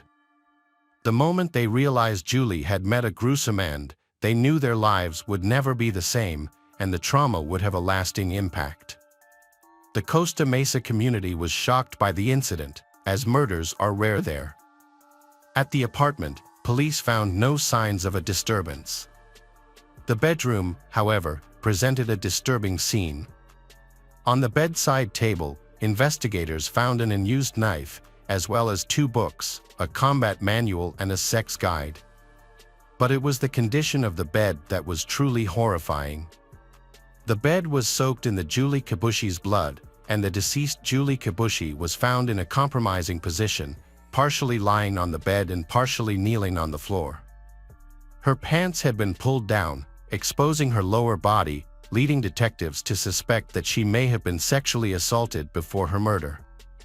The autopsy revealed that she had suffered 2 gunshot wounds to the head, with 1 bullet entering the top center of her skull. Although a knife was found on the bedside table, it appeared to have been unused. Other unusual details included a tiara on the victim's head and the words, "All yours," scrawled on the back of Julie Kibushi's sweater. Julie Kibushi's handbag was found in the kitchen. The detectives identified the victim as 23-year-old Julie Kibushi, who was born on Valentine's Day in 1987 to a Japanese-American family. She was the first daughter and third of 4 children to parents June and Masa Kibushi. Her parents affectionately called her "my Valentine girl" from a young age. Julie Kibushi developed a passion for tap dancing at the age of 5, which continued to grow throughout her life. Those who knew her described her as a joyful person to be around, with a goofy and bubbly personality that could light up a room. Julie Kibushi was known for her kindness and willingness to go out of her way to help others. Julie Kibushi's life was a balance between her Japanese heritage and her independent American spirit. She had recently graduated from the Orange County School of the Arts and was pursuing a degree in fashion design at Orange Coast Community College. There, she befriended 26-year-old Sam Harum and even tutored him in anthropology. Little did she know, her kindness would ultimately lead to her tragic demise. The police investigation into Julie Kibushi's murder was underway. Detectives meticulously examined the crime scene, searching for clues that would reveal the truth about her final moments. Their attention turned to Sam Harum, as Julie Kibushi's body was found in his apartment. His sudden disappearance further raised suspicions. With evidence pointing to Sam Harum's involvement, investigators decided to take a closer look at him. Detectives suspected that Sam Harum had committed the crime in a moment of passion and then fled. This theory was supported by the fact that Sam Harum was nowhere to be found after the murder of Julie Kibushi in his apartment. The discovery of text messages from Sam Harum's number on Julie Kibushi's phone further fueled their suspicions. Initially, the messages seemed innocuous, with Sam Harum sending Julie Kibushi a text at 2:45 p.m. on May 21, 2010, telling her he would help a friend and then visit his parents. However, just 2 hours later, his messages took a drastic turn, as he frantically asked Julie Kibushi to come to his apartment. However, investigators interpreted these messages as evidence of Sam Harum's guilt, arguing that he had planned for Julie Kibushi to visit his apartment, which ultimately led to the murder. The disappearance of several key items from the apartment hinted at Sam Harum's possible flight. His passport and car were both missing, leading investigators to a straightforward conclusion: Sam Harum was on the run, and likely the prime suspect in the crime. As the investigation continued, the Costa Mesa police tracked Sam Harum's cell phone and credit card activity to pinpoint his location. They discovered that his credit card had been used for 4 ATM withdrawals in a purchase at a pizza delivery place in Long Beach, California, just 20 miles from Sam's home. Police anticipated that Sam would appear in the surveillance footage of the ATM. However, when the bank provided the footage, the police were shocked to see a teenager wearing a hoodie, not Sam withdrawing money from his account.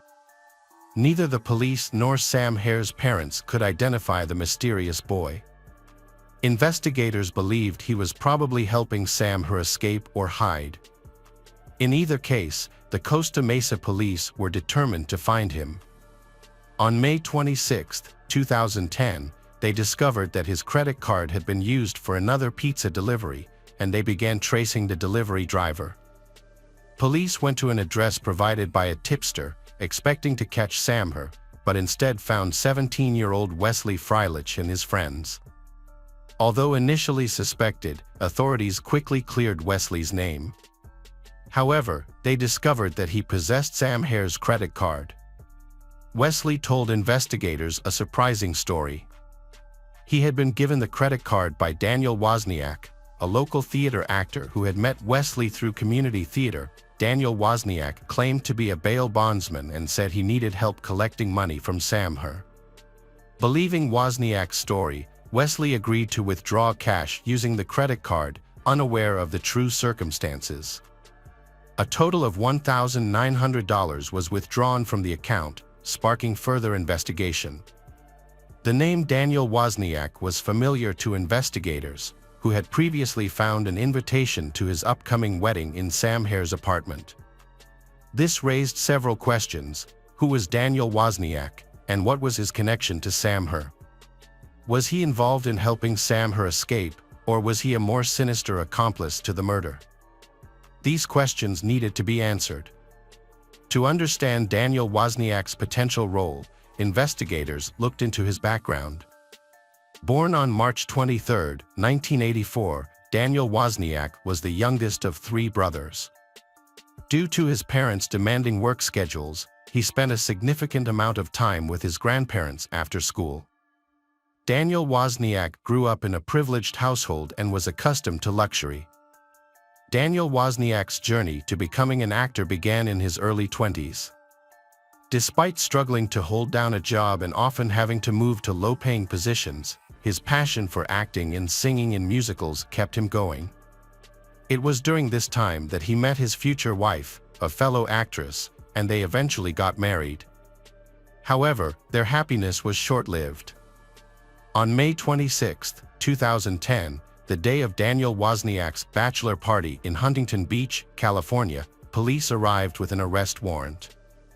This unexpected turn of events linked Daniel Waznjak to the murder of Julie Kibushi, as it turned out that Sam Hare, the suspected killer, lived in the same apartment complex as Daniel Waznjak. Authorities believed that Daniel Waznjak may have helped Sam Hare escape or hide, leading them to assume he was involved in the crime. Police arrested and questioned Daniel Waznjak. Initially, during interrogation, Daniel Waznjak claimed that his only wrongdoing was credit card fraud and that he had covered for his friend Sam Hare.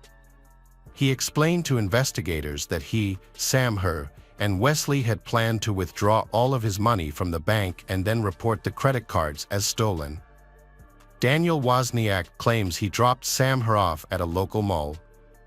Detectives remained skeptical, however, believing that Daniel Waznjak was still protecting Sam Hare and had more to do with Julie Kibushi's murder than he had let on. In an effort to uncover the truth, police asked Waznjak to provide a DNA sample, a request that made him nervous. Detectives noticed Daniel Wozniak's nervous behavior when questioned about his DNA being found at Sam Hare's apartment, despite his attempts to act nonchalant. As the pressure mounted, he began to alter his story repeatedly. Eventually, Daniel Waznjak cracked and admitted he knew about Julie Kibushi's murder and had helped the perpetrator escape.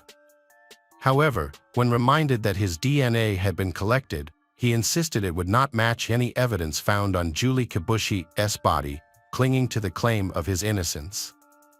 Just as detectives were expecting Daniel Waznjak to reveal more information, he abruptly ended the interview. The detectives, determined to uncover the truth, informed Daniel Waznjak that he would be arrested as an accessory to murder if he didn't provide a full account of his involvement. Daniel Waznjak, who was scheduled to get married in just 48 hours, was caught between revealing the truth and avoiding arrest, which would ruin his wedding plans. Under intense questioning, Daniel Waznjak's story began to unravel.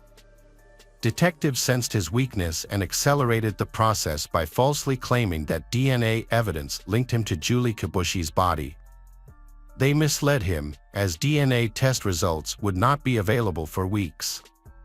Instead of disputing the claim, Daniel Waznjak surprisingly explained that his DNA would be on Julie Kibushi's body because he was near her.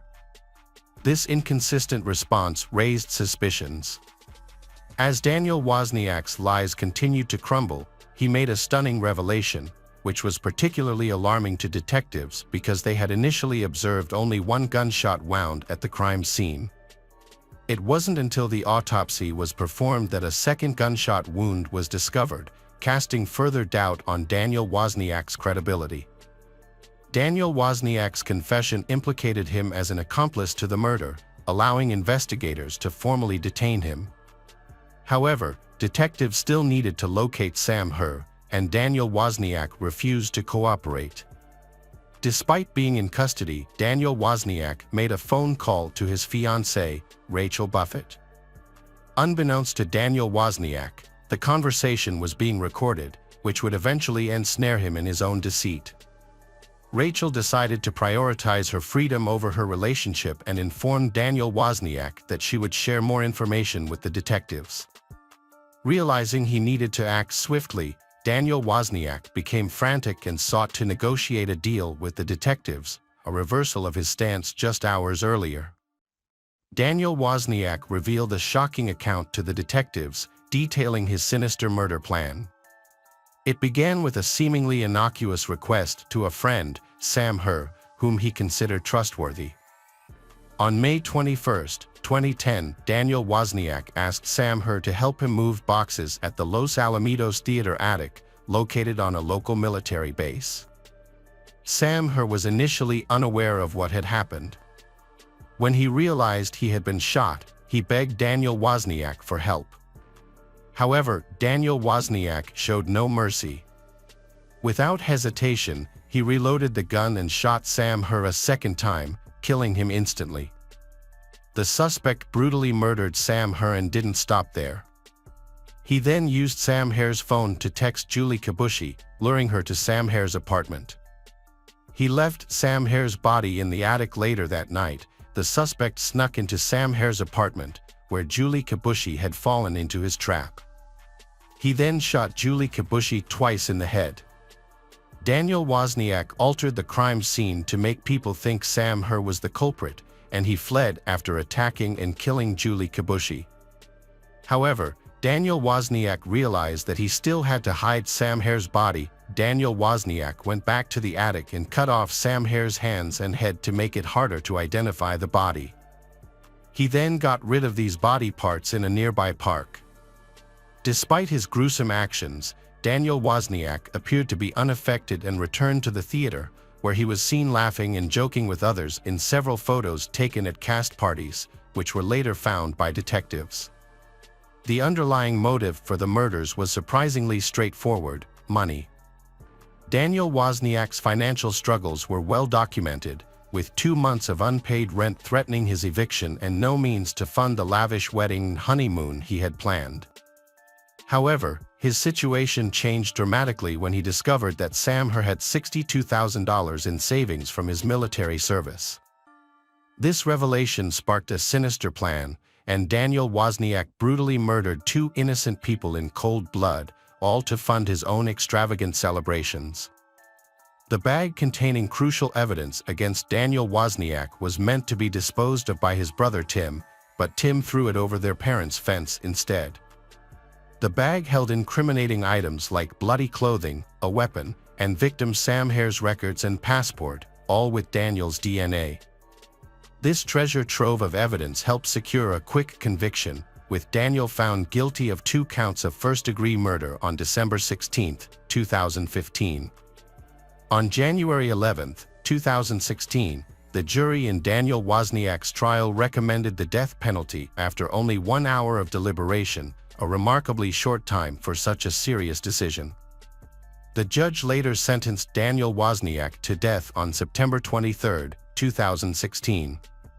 Years after the trial, detectives discovered that Rachel Buffett, Daniel Waznjak's former fiancée, had been aware of the murder plots and had misled investigators. Despite her denials, Rachel Buffett was arrested and charged with 3 felony counts of accessory after the fact for allegedly lying to the police on multiple occasions. On September 12, 2018, Rachel Buffett was found guilty of 2 serious charges, which carried a maximum sentence of 44 months in prison. As a result, she received a 32-month prison sentence on November 8, 2018. She was eventually released in 2019. Hello friends, welcome to our channel. Today we're going to take a look at another horrible case with you. The case of Marisella Valadez. Marisella Valadez was born in 1997 in Seattle, Washington. As the eldest of 2 children in a Latin American family, she was known for being a kind, outgoing young woman with many friends. She excelled in school and went on to attend a prestigious university after graduating. Marisella was a stunning young woman with a petite frame, long brunette hair, and big brown eyes. She was always the center of attention and loved being around people, often attending lively parties and making the most of every day. On October 3, 2020, Marisella traveled to Dallas to visit old friends, but she planned to return by Monday morning. Her brother was supposed to pick her up from the airport on October 5, and they would head to the university together. However, when the plane arrived, Marisella was nowhere to be found. A search for the missing student began when her brother realized she wasn't among the passengers who had disembarked from the flight. He tried to call her, but her phone was turned off. He then contacted their parents to inform them of the situation. Marisella's disappearance was unusual, as she was a responsible and serious young woman who would not normally miss university classes without warning. Marisella's family reached out to her friends in Dallas to gather information about her possible whereabouts and her last known location.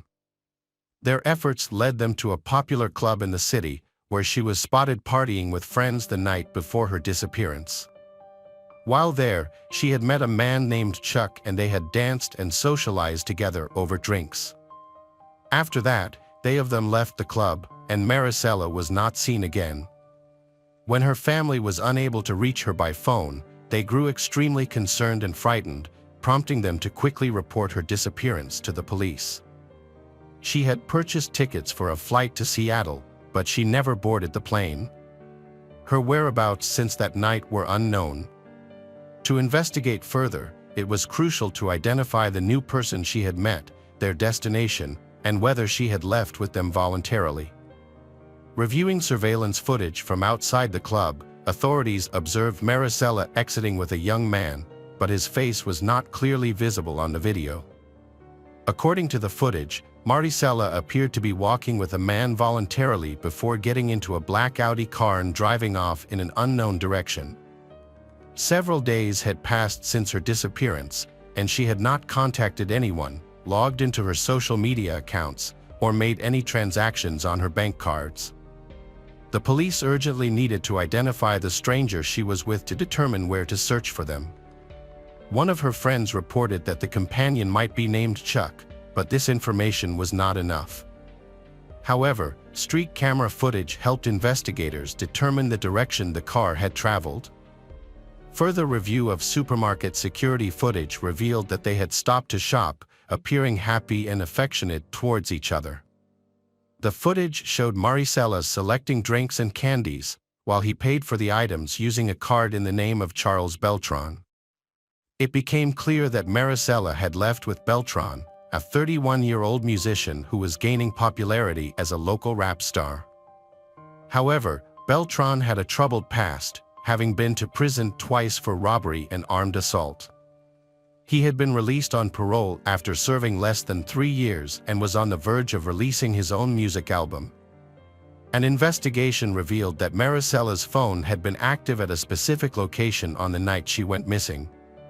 The location was linked to a house owned by a woman named Lisa Dyke, who was renting a room to Beltran. When police and an FBI agent investigating Marisella's disappearance visited the house, they found it empty. The police were only able to reach Lisa Dyke by phone, as she said she was out of state for work.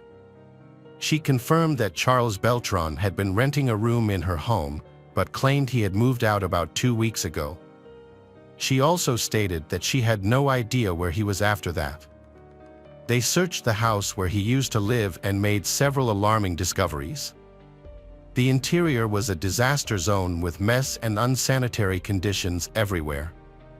It appeared as if the residents had departed abruptly, only taking essential belongings and abandoning the rest.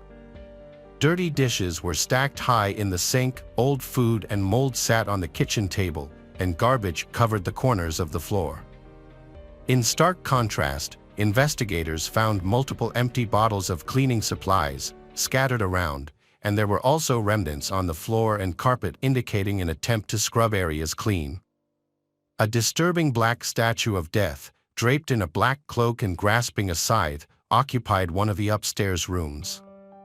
While it could have been dismissed as an eccentric decoration, its presentation as a makeshift altar, complete with wax candles, dried flowers, and 2 metal bowls, suggested a more sinister purpose.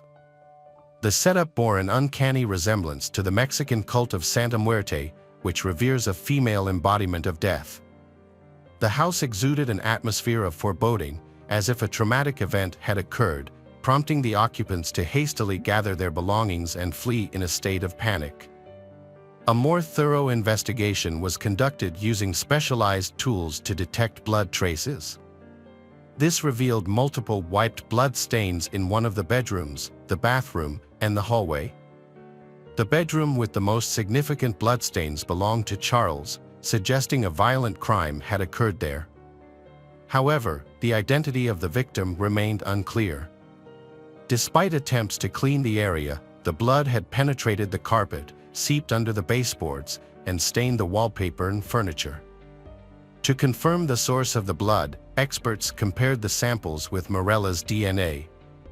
The results eliminated any remaining doubts, confirming that the blood belonged to Marisella. The police had to seal the house as a crime scene, but their next challenge was to track down the main suspect, potential accomplices, and witnesses. However, this proved to be a difficult task as Charles had already fled the scene, and the owner had quickly put the house up for sale even before the police arrived. To gather more information, the police decided to investigate the people who had recently lived in the house. According to the neighbors, who described a complicated love triangle, 3 individuals had lived in the house: 57-year-old Lisa Dyke, 48-year-old Nina Morano, and 31-year-old Charles Beltran. However, the nature of their relationships and the reason for their sudden disappearance remained unclear.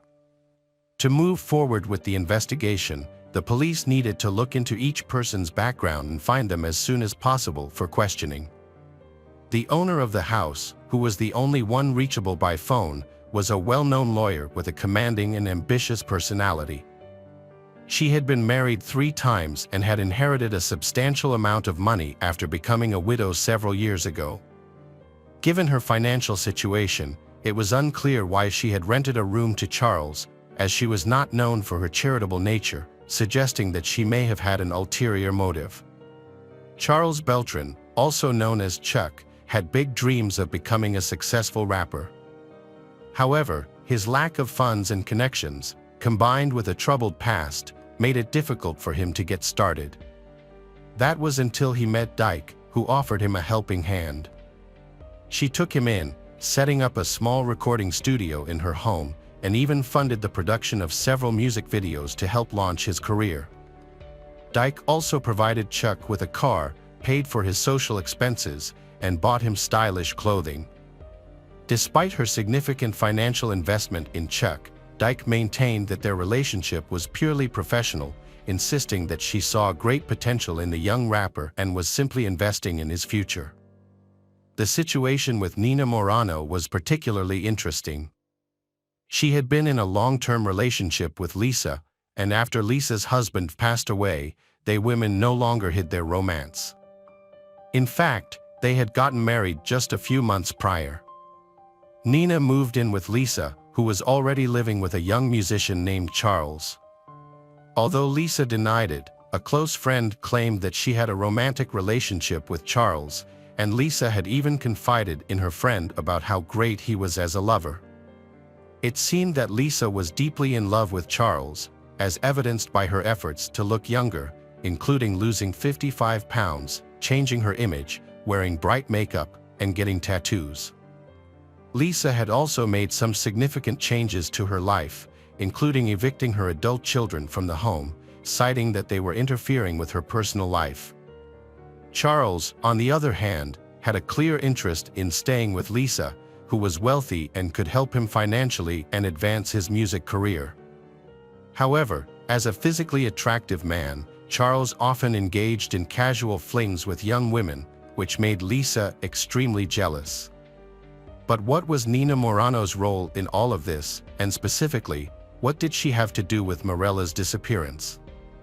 According to a close friend, Lisa's spouse, Na, was also involved in the unusual love triangle with Lisa and he. Na was a successful lawyer and a wealthy woman. The three of them lived a life of luxury together. After they got married, both women took his last name, Beltran, and the three of them lived together in the house. But what happened to the people who lived in the house where Marisella's blood was discovered? After Marisella disappeared, no one was seen at home again. Lisa was contacted once and answered a few questions, claiming she was in another state, but her phone was unreachable after that. There was no information about Na's whereabouts or the main suspect, Charles. On the night of October 5th, investigators monitored the mobile phone signals of the three residents and the missing person, Marisella, and found that all four signals were coming from within the house. By early morning, the signals had moved to a remote wooded area in suburban Dallas. Shortly after, the signals vanished. A few days later, Lisa briefly responded to messages on her secondary work phone, but it soon became unreachable as well. Using geolocation data from the mobile devices, authorities reconstructed the group's route that night, identifying the stops they made along the way. This information led them to suspect that the missing student's body might have been disposed of in this area. Although this narrowed down the search radius, the area was vast and challenging to navigate, hindering the progress of the investigation. The search for the missing Seattle student was suspended near the new year, as no body or clues were found. However, in March 2021, a local hunter discovered a human skull in the woods that appeared to be relatively recent. The hunter immediately reported the find to the police, who then sent the remains to a forensic laboratory for examination. Dental records confirmed that the remains belonged to the missing student, who had been gone for nearly 6 months. Although the body was badly decomposed and damaged by wild animals, making it impossible to determine the exact cause of death, forensic analysis revealed characteristic marks on the bones that suggested knife wounds. However, it was unclear whether these wounds were fatal. After the authorities found the body in the forest, they quickly identified the first suspects and tracked down Lisa, who had moved to Florida with her partner, Na. They had rented a house in Miami near the ocean. However, when the police arrived, only Na was apprehended, while Lisa went into hiding after learning about the situation. Charles, another suspect, was nowhere to be found, although he occasionally contacted his former girlfriends through messaging apps. In one of his last messages, Charles warned his acquaintances that the police were closing in and that they should be extremely careful. Meanwhile, Na, who was now in custody, denied any involvement in Marisella's disappearance, claiming she knew nothing about what had happened to her. Lisa, on the other hand, used her connections to try to hire a good lawyer for Na. While in Florida, Na attempted to sell her house in South Carolina as quickly as possible, likely to raise funds for their continued hiding or to flee the country. Authorities eventually tracked down Lisa and arrested her, and both women were taken back to Dallas. During initial questioning, neither woman provided any information, and their bail was set at $500,000 each. They were able to post bail and were released to house arrest, but were required to wear tracking devices that allowed authorities to monitor their movements. In August of the same year, Charles made a daring escape attempt, but police were hot on his trail and tracked him down to Utah, where he was hiding at the home of a former girlfriend. She, who had a 5-year-old son with Charles, was overjoyed to see him and didn't ask questions about his sudden return. When Charles was arrested, he initially refused to cooperate with the police or answer their questions. He was counting on his wealthy lover to use her influence and wealth to hire a top-notch lawyer to get him out of trouble. However, things took a dramatic turn on Christmas Eve in 2021. Lisa and Nina, who had been released on bail, suddenly went dark when their tracking bracelet stopped working due to the holiday chaos and high activity. The police didn't send a team to the suspect's location until the next day, but by then, they had already vanished. It was later discovered that the suspects had been carefully planning their escape for months.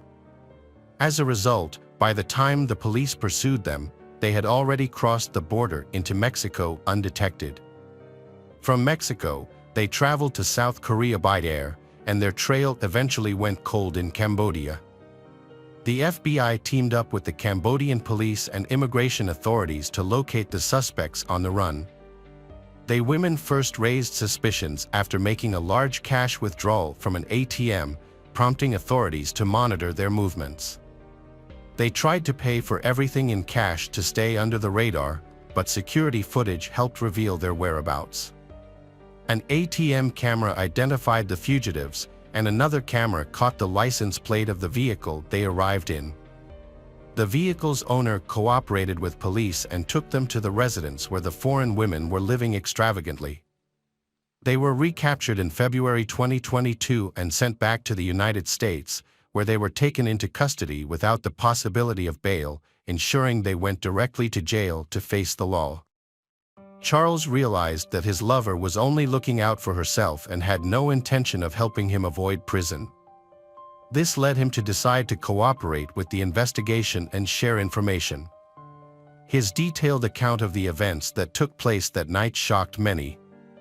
Bellin admitted to being in a romantic relationship with Lisa, the homeowner, and her spouse, Na, but claimed it was motivated by financial gain and a desire to further his music career. He did not have genuine feelings for these women and instead often pursued younger, attractive women, openly engaging in numerous affairs. On October 5, 2020, Chuck met Marisella, a young student, at a nightclub. They spent the evening drinking and dancing together, and he eventually invited her back to his place. Marisella agreed, and when they arrived, Chuck's roommates, Na and Lisa, were already asleep. Chuck and Marisella went to his room, where they engaged in intimate activities and fell asleep. Later that night, Lisa woke up and entered Chuck's room, where she saw Marisella sleeping next to him. This triggered a jealous outburst, and Lisa went to the kitchen to grab a large knife. She then returned to Chuck's room and attacked Marisella, repeatedly striking her with the knife. Charles reported that he was woken up by a noise and was initially disoriented due to intoxication. When he turned on the light, he was met with a disturbing scene. Marisella's body had fallen to the floor beside the bed, where she had lost a significant amount of blood. Na entered the room, and both Charles and Na stood there for a few minutes, failing to provide any assistance to the victim.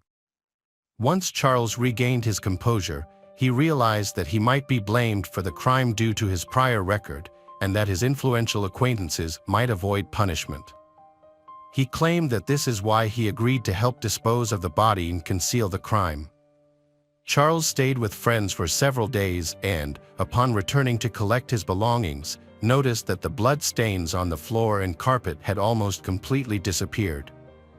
Lisa informed him that she and Na had taken care of everything and destroyed the evidence of the crime. The three individuals involved decided it was best to leave town for a while and observe from a distance what would happen next. Lisa Dyke-Bell's defense team argued that she had no motive to harm she. According to her lawyer, Lisa's relationship with Chuck was purely professional, and she saw his music career as a valuable investment.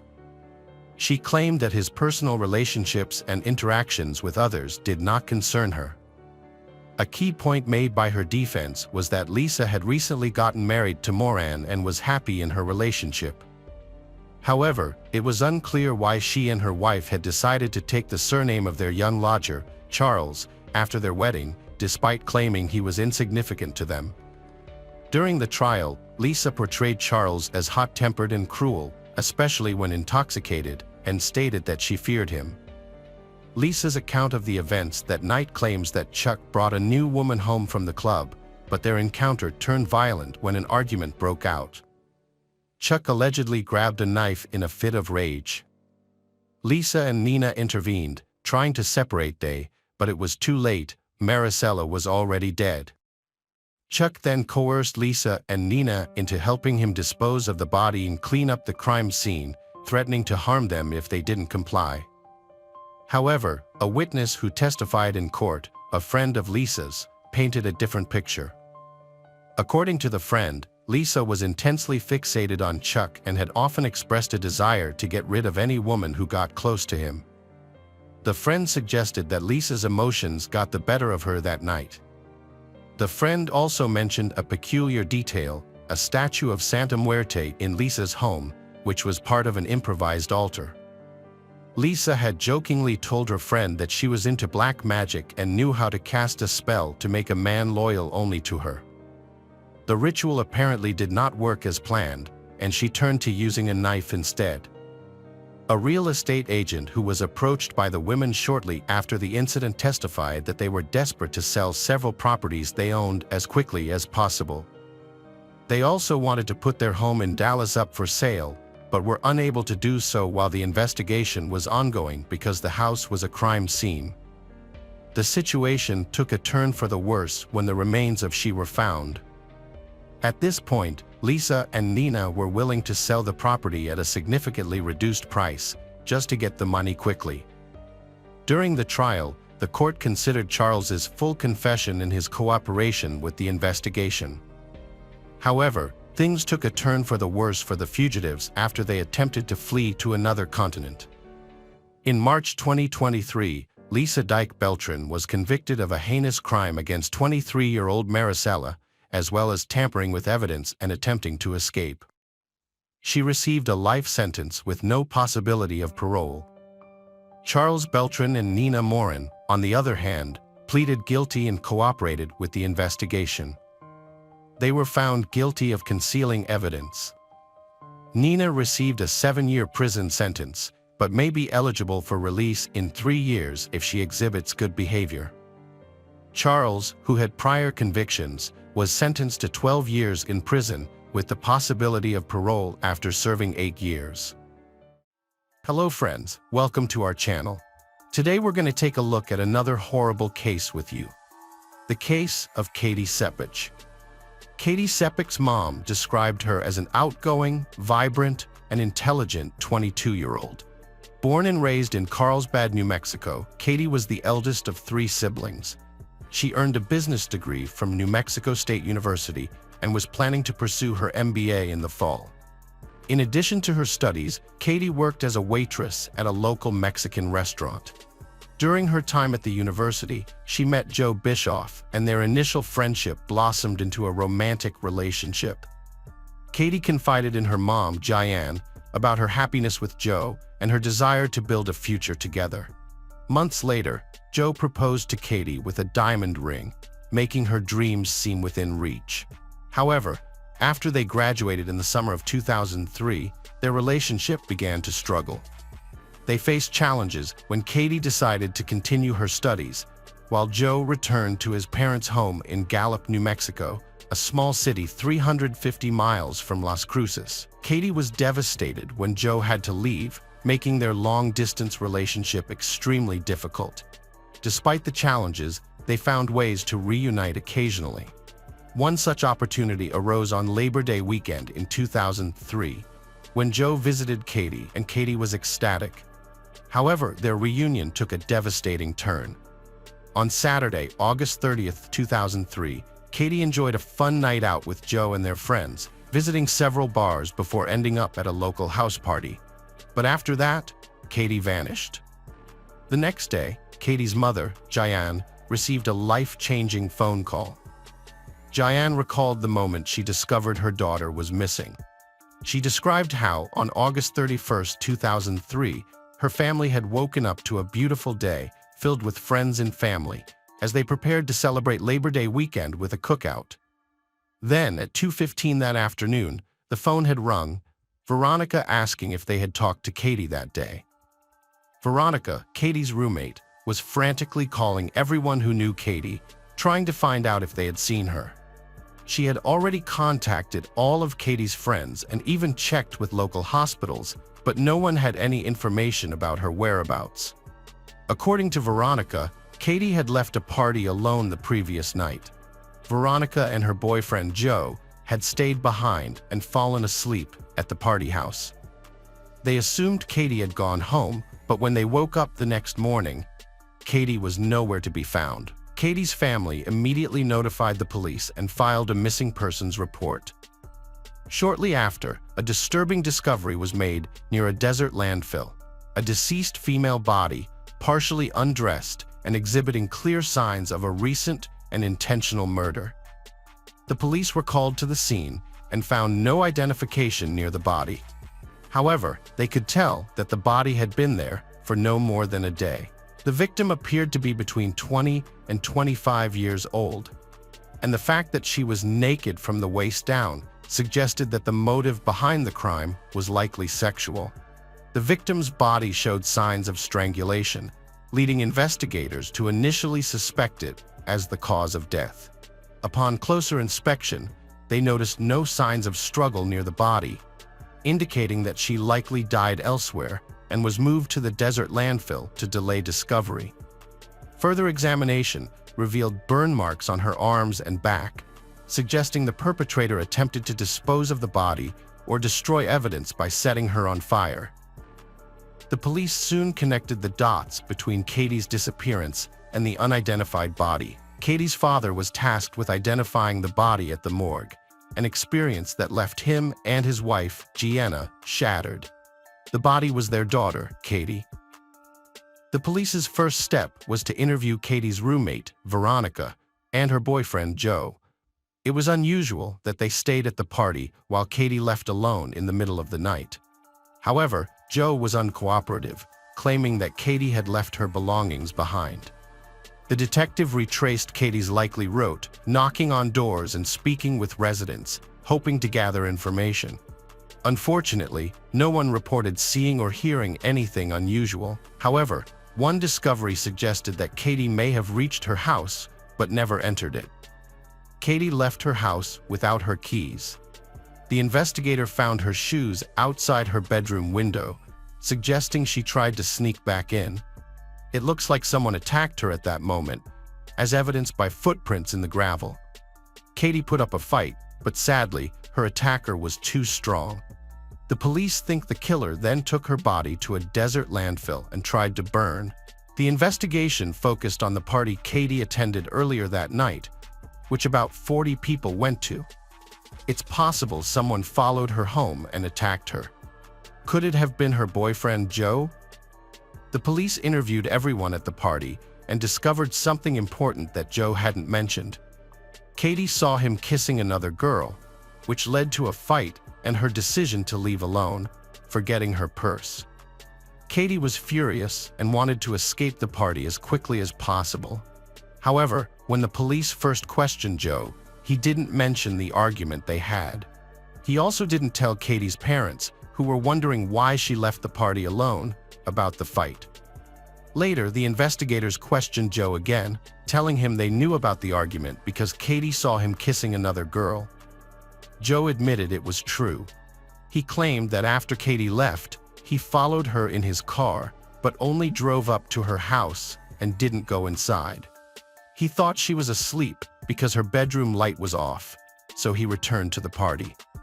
It turned out Joe wasn't at the party when Katie was attacked. None of the partygoers could confirm exactly when Joe got back. He might have had time to commit the crime, take Katie's body to the desert, and return to the party. When the investigators questioned the party attendees, they found another suspicious detail. After returning to the party, Joe started calling Katie's cell phone, which was in her purse. He found the phone when it started ringing and knew it belonged to Katie. Despite this, Joe continued calling her phone until morning. The investigators were puzzled by Joe's behavior and wondered if he was trying to create an alibi or feign concern for his girlfriend Katie. They wanted to question him further, but Joe refused to cooperate with the police. His absence from Katie's funeral only fueled their suspicion. The investigators needed to obtain his DNA sample and compare it to the DNA evidence found on Katie's body. The evidence included human skin cells discovered under her fingernails, which were identical in all 3 locations. However, getting Joe's DNA sample proved to be a challenge. He was out of town, and his parents had hired a lawyer who informed the police that Joe was refusing to provide a DNA sample. Looking at Joe's suspicious behavior, everyone was convinced he was hiding something and possibly involved in Katie's death. The police needed a legitimate way to obtain his DNA to confirm their suspicions, but it took time. While they worked on that, they also explored other leads, investigating similar cases to see if Katie was the only victim. The DNA samples found on Katie's body didn't match anyone in the national database. So, the investigators went back to the party where it all started. They asked all the male attendees to provide a DNA sample, and everyone agreed since they had nothing to hide. However, none of their DNA samples matched the one found on Katie's body, which led the investigators back to Joe. He was the only one who refused to provide his DNA, but the police found another way to get it. They discovered that Joe and Katie had been intimate in her bedroom before the party. The police took the bedsheet from Katie's room, hoping to find Joe's DNA, and they were successful. However, the male DNA found on the bedsheet didn't match the one found on Katie's body, clearing Joe of any involvement in her death. This raised another question. Why had Joe refused to cooperate with the police if he wasn't involved in Katie's death? After receiving the test results from the police, Joe's lawyer informed him that he was no longer a suspect. With this new information, Joe decided to cooperate with the police and provide a DNA sample. The subsequent test confirmed the initial finding: Joe was not involved in Katie's murder. When questioned about his initial reluctance to cooperate, Joe explained that he and Katie had been intimate before the party, and he worried that his DNA would be found on her body. Despite being cleared, the circumstances surrounding Joe's behavior on the night of Katie's death remained unclear to both the police and Katie's family. With Joe no longer a suspect, the investigation turned its focus to other leads. Several partygoers reported that Katie wore rings, including one given to her by Joe, but none were found on her body when it was discovered. The police believed the killer must have removed them. Although they searched local pawn shops, Katie's jewelry was never found. Another potential clue was a set of tire tracks near where Katie's body was discovered. Forensic experts were able to identify the brand and model of the tires. The manufacturer informed the police that these tires were commonly used on pickup trucks. The case of Katie's murder reached a dead end until a similar crime occurred in Green Bay, Wisconsin, about a year later. A girl was attacked and set on fire, but miraculously, she survived by pretending to be dead until her attackers left.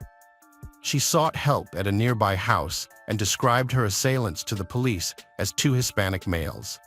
The police published sketches of the suspects, which led a farmer to identify them as his workers, Gregorio Morales and Juan.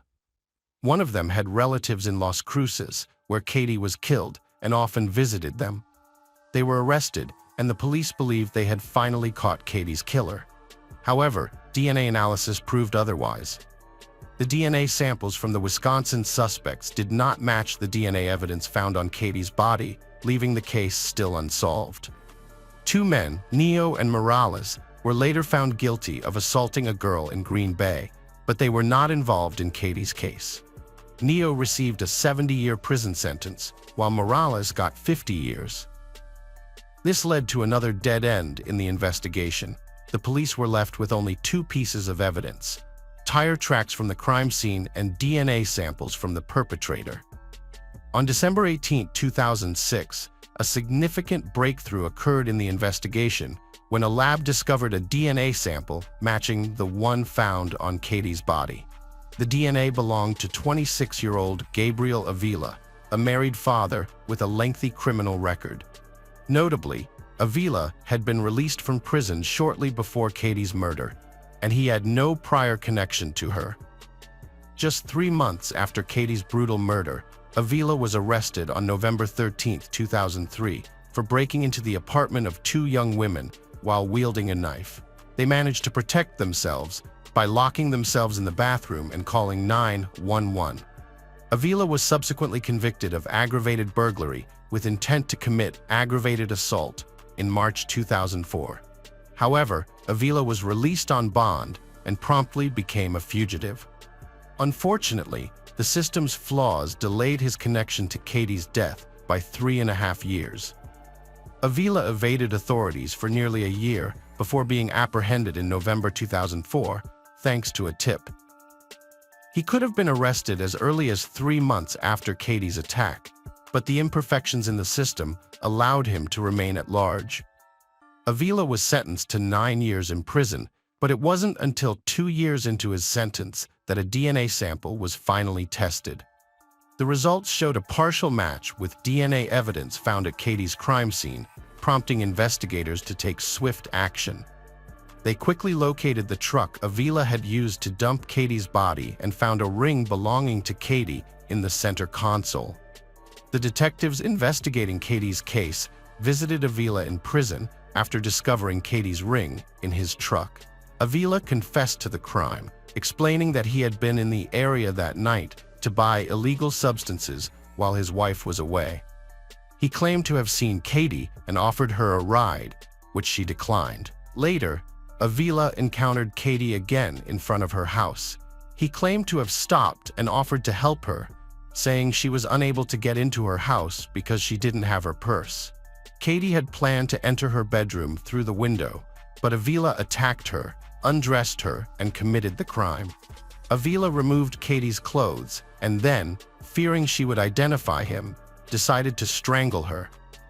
During the struggle, he grabbed her throat and found himself unable to let go. After killing her, Avila placed her body in his pickup truck and drove to a desert landfill where he dumped her body.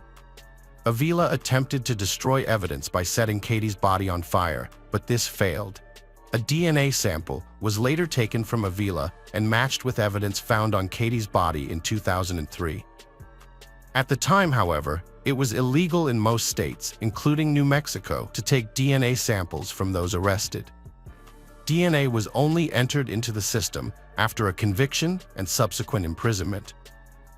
This led Katie's parents to campaign for a law that would require those arrested for violent crimes to submit a DNA sample, which would then be added to the national database. They fought to have this law, named after their daughter, passed in all 50 states. Katie's Law, which was passed in New Mexico in 2006 with near-unanimous support, allows for the collection of DNA samples from individuals arrested for certain crimes. Thanks to the persistent efforts of Katie's parents, the law was made federal in 2010 and has since been adopted by over 31 states. The trial of Gabriel Avila started in 2017. During the trial, Avila apologized to Katie's family and expressed remorse. However, his lawyer asked the judge to be lenient, stating that Avila had shown remorse. On the other hand, District Attorney Susana Martinez argued that Avila only confessed after being confronted with DNA evidence more than 3 years after the crime. At the sentencing, Katie's father, David, begged the judge not to show leniency. He passionately argued that since they would never get to see their daughter again, Avila shouldn't be allowed to experience freedom again.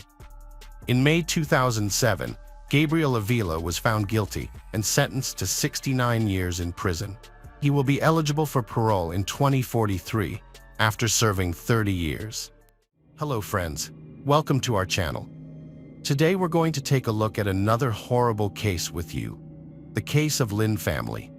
The Lynn family's story is a heart-wrenching tale of love, ambition, and tragedy that began in the late 1980s. Min Lin and Yunli Lin, both Chinese nationals, met at an Australian university where they were pursuing higher education. Min had stayed on after completing his degree for a professional internship, while Yun had arrived through an exchange program. Their chance encounter in a university corridor sparked an instant attraction, which they later described as love at first sight. As foreigners in a new land, they shared a deep connection, united by their dreams of building a new life in Australia. After graduating, the couple married and settled down in the peaceful suburb of North Epping in Sydney. Their love flourished, and they built a close-knit family, deeply committed to each other. In August 1994, they welcomed their first child, June Brenda Lynn, who went by her middle name Brenda. Two more children followed, Henry in 1997 and Terry in 2000. As the family entered the 2000s, Min and Yun decided to start a business venture, opening a small newsstand together. Through hard work and dedication, they turned their humble beginning into a successful news agency with a publishing branch on Rose Street. As their business thrived, they were able to afford a comfortable lifestyle, complete with a spacious home, a luxury car, and exclusive private schooling for their children. Min focused on managing the business, while Yun dedicated herself to taking care of their home and raising their kids. The community highly respected the Lins for their hard work, kindness, and charitable nature. They were known for being exemplary, caring parents who avoided conflicts. Their children were outstanding in their own ways. Brenda, the eldest, was a stunning beauty and an exceptional student with a passion for helping animals.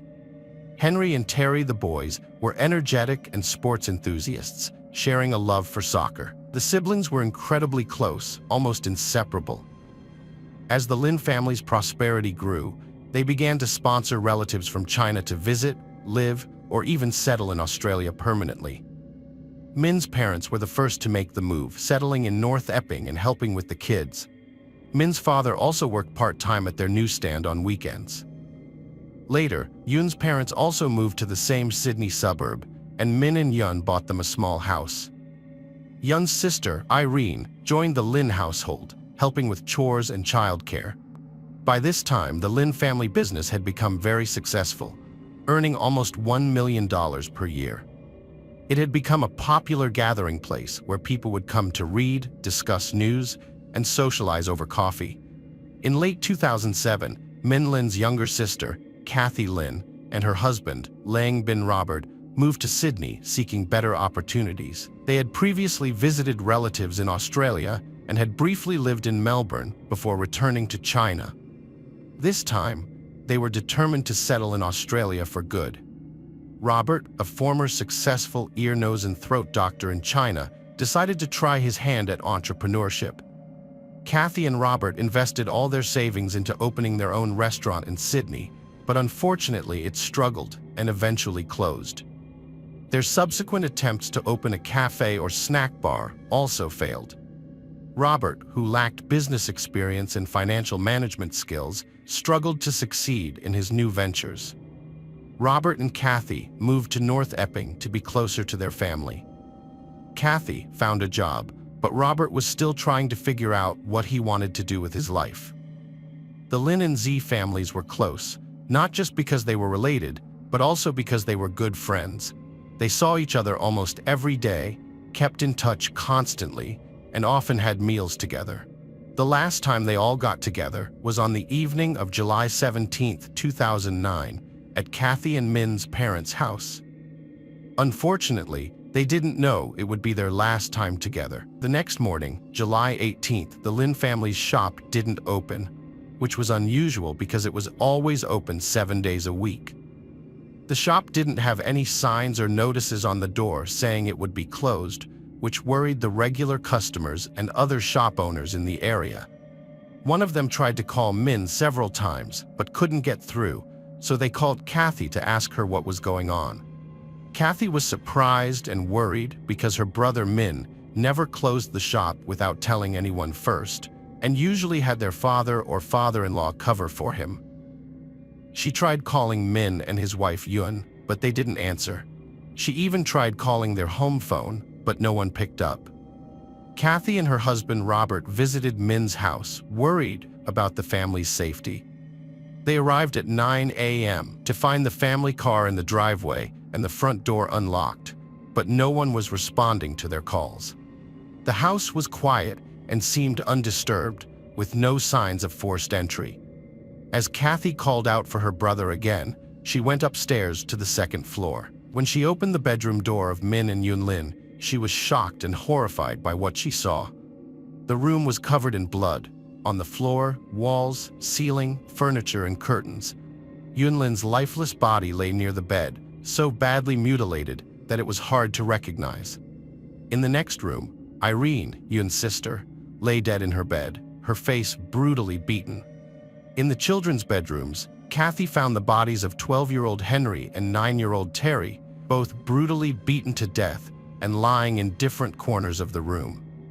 Brenda, the 15-year-old daughter, was fortunate to be away on a school trip the previous day and avoided being at home during the tragic events. When Kathy discovered the carnage, she immediately called emergency services, but her frantic state made it difficult for her to provide clear information. She begged for medical help to arrive quickly, hoping to save anyone who might still be alive. Unfortunately, the first responders who arrived at the scene confirmed the deaths of all the victims. The next morning, a disturbing discovery was made after Kathy's emergency call. Robert went to fetch Brenda's grandparents, who lived about 10 kilometers away, while the police and paramedics rushed to the scene. What they found was soon classified as one of the most horrific crime scenes they had ever encountered. The Lynn family was tragically killed, each member suffering multiple blows to the head from a heavy blunt object, similar to a hammer. The murder weapon was not found at the scene. It appeared that the killer struck the father first, followed by the mother, her sister, and finally the two boys. Initially, investigators found no significant clues, and the fact that valuables and money were left untouched suggested that the primary motive was to eliminate the family rather than rob them. Initially, it seemed unlikely that one person could overpower the entire family, and multiple suspects were suspected. However, evidence revealed that the children were awake during the attack and had tried to escape, leaving behind bloodstains and splatters throughout the house. Further investigation showed that the adult victims, in addition to head injuries, also suffered signs of strangulation, possibly to minimize resistance during the assault. The killer left behind identical bloody shoe prints in each room with a unique tread pattern, but the shoe brand and owner could not be identified, only the shoe size. Notably, no foreign fingerprints were found, suggesting that the killer wore gloves. The Lynn family massacre investigation initially yielded no leads or suspects, despite the family having no known enemies. The attack occurred between midnight and 3 a.m. on July 18th. Brenda Lynn, the sole survivor and eldest child, was on a school trip to New Caledonia at the time. She was informed of the tragedy through social media, but initially disbelieved it, hoping it was a mistake. Her aunt Kathy called and confirmed the news, and Brenda was flown back to Sydney, where her new guardians, Kathy and Robert, met her.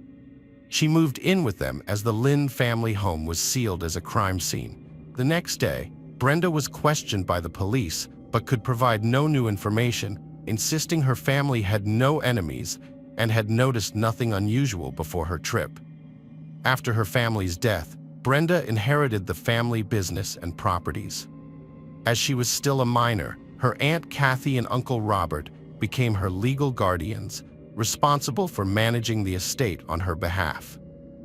Although her grandparents offered to help, Kathy and Robert wanted to care for her, and the matter was resolved amicably. The family's shop and publishing business reopened under Robert's management. As Brenda was not yet ready to take over, Robert reviewed the family's financial assets, including bank accounts and properties. Experts examined the crime scene, but despite their efforts, found no concrete leads, suggesting the killer likely acted alone and entered the house quietly. The killer wore distinctive size 9.5 shoes with an ornate tread pattern, used a hammer as the weapon, and wore gloves, preventing fingerprint evidence. The lack of foreign DNA and bloodstains on the doorknobs of each bedroom where the crimes occurred indicated the killer's bloody gloves touched them, except for Brenda's room, suggesting the killer was aware of her absence. The tragic incident received widespread media coverage, but despite this, no substantial evidence or suspects emerged. Rumors and theories circulated, including the Lynn family's supposed wealth being the motive, a bungled robbery, or involvement by local Chinese mafia clans. While these theories were not entirely dismissed, they were later deemed unlikely due to a lack of evidence. As the investigation continued, none of the theories were proven, and no suspects came forward. The robbery theory was eventually ruled out when it became clear the killer's sole intention was to eliminate the household members, leaving behind untouched money and valuables. The power outage in the house suggests the killer was familiar with the location of the electrical panel and had likely been in the house before, possibly having obtained a key in advance. After thoroughly reviewing the case details, an investigator re-listened to Kathy's emergency call and finally discovered a significant hint in the recording. A 911 call recorded Kathy's desperate attempts to explain the situation, her words interspersed with cries and sobs. At the end of the call, Kathy surprisingly addressed her husband directly in Cantonese, saying she didn't want to be left alone in the house. This caught the investigators' attention, and they translated her words. This was significant because Robert had chosen to pick up his in-laws himself, leaving Kathy alone at the crime scene before the police arrived. His behavior seemed highly suspicious, as 5 people had just been brutally taken away from the house, and the killer could still have been hiding inside. The police discovered that Robert had a key to his brother-in-law's house, which he had been given just before the tragedy. He never mentioned this during questioning. Kathy was unaware of this fact, but Brenda unintentionally revealed it to the investigators. Further inquiry exposed Robert's false claim of being a successful ear, nose, and throat doctor. He had a medical degree, but never had a steady job in the field. There were rumors that he fled to Australia to escape punishment for alleged bribery charges in China. After settling in North America, Robert became financially dependent on his wife's income and occasional financial help from Kathy's relatives. Once the guardianship papers for Brenda were finalized, Robert behaved as if he had inherited the Lynn family's entire estate. He forced Yun's parents out of the house that Min had bought for them, though it was legally under the deceased name. Considering these facts and circumstances, investigators believed Robert was motivated by jealousy of his wife's wealthy and successful relatives and had long planned to take their property, money, and business. The police couldn't arrest Robert yet because they lacked concrete evidence against him. They obtained permission to install hidden cameras in the Z household, hoping to gather evidence to prove Robert's guilt. The breakthrough came when Kathy mentioned her husband's preference for a specific brand of shoes during an interrogation. Robert had bought 2 pairs of limited edition sneakers years earlier and still had a pair in its box at home. Significantly, Robert wore size 9.5 shoes, the same size as the killer's. Hidden cameras caught Robert destroying the box containing the shoes. This led to a search warrant for Robert's home, where a new pair of size 9.5 sneakers was found. The tread pattern on these shoes matched the prints found at the crime scene. Moreover, a small smear of blood was discovered in his garage, Forensic analysis confirmed that the smear was indeed a blood stain containing the DNA of all 5 Lynn family victims, directly linking it to the crime scene. This evidence led to Robert's arrest, providing the concrete proof the police needed to take action. In May 2011, 2 years after the tragedy, the evidence led to Robert's arrest.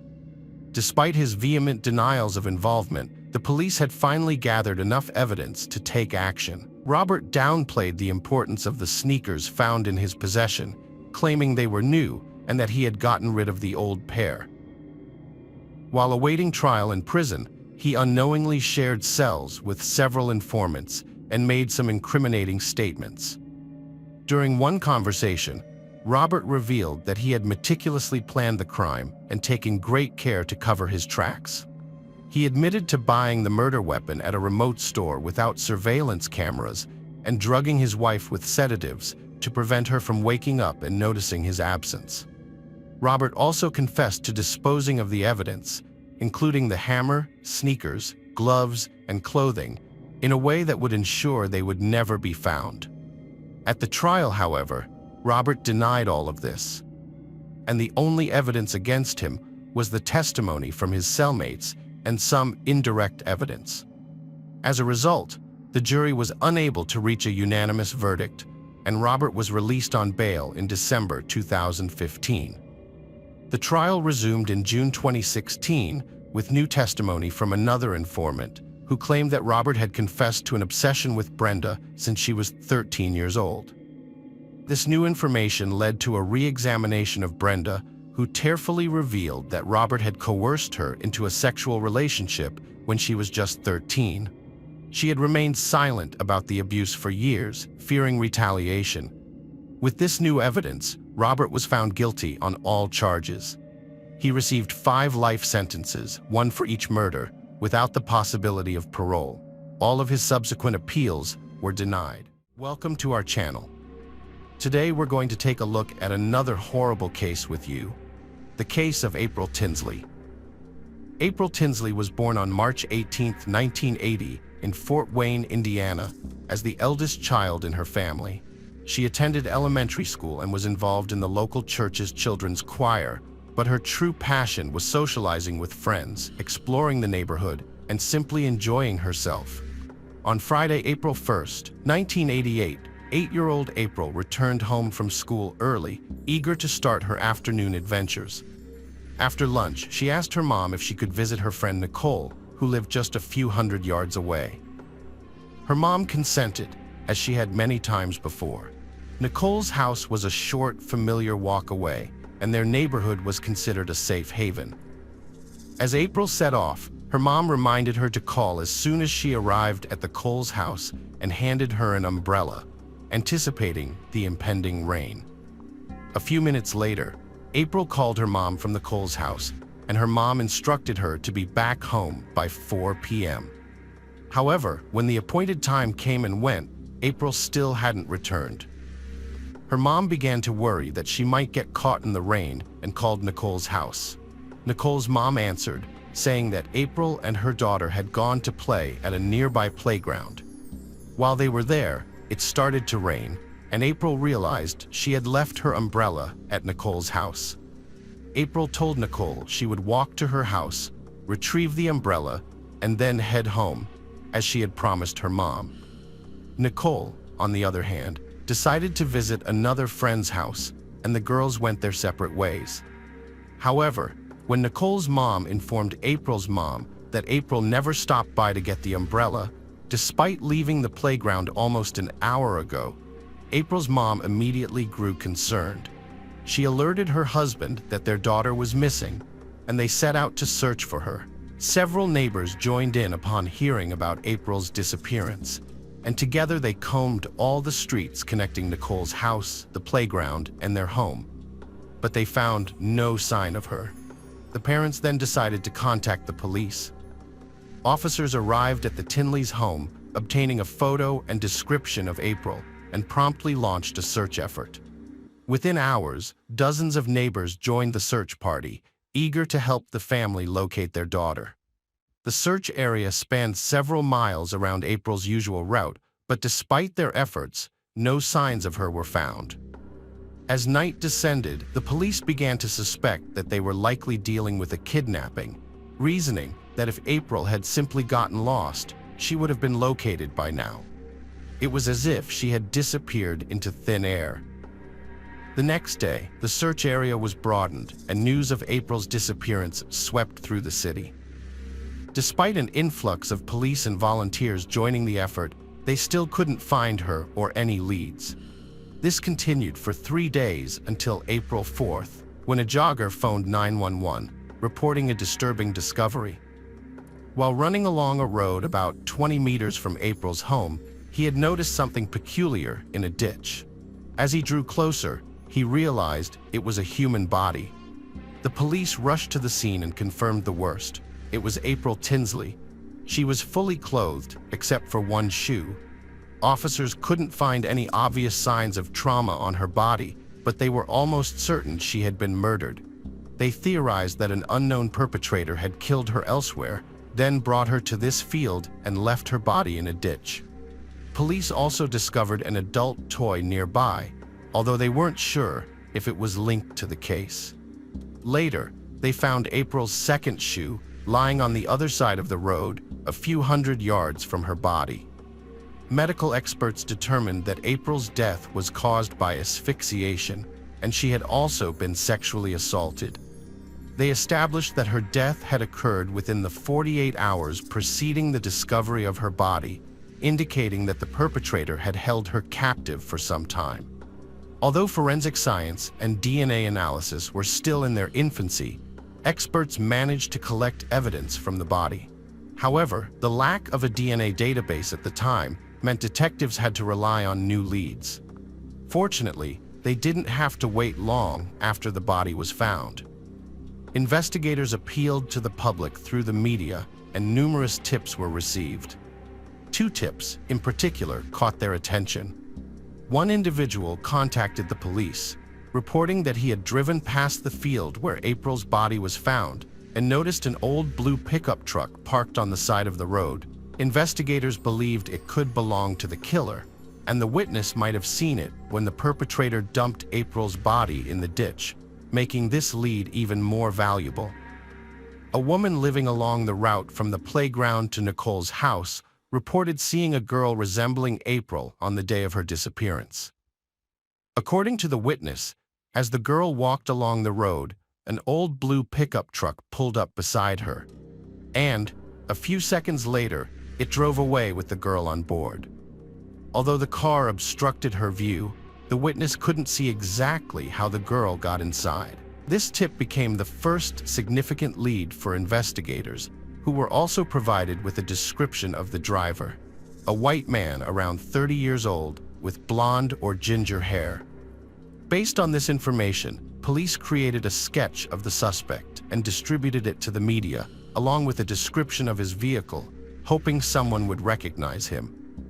The FBI soon joined the investigation, and together with the police, they looked into the possible involvement of all men who had previously been convicted of sexual crimes living in April's area, seeking new leads. At some point, they were informed that the suspect's portrait resembled a man who had been involved in organized crime activities and had an interest in Satanism. Investigators checked on this individual, but couldn't establish his involvement. However, they arrested him for another offense unrelated to April's disappearance. Police continued to pursue leads and investigate numerous individuals, but they failed to make any significant breakthroughs.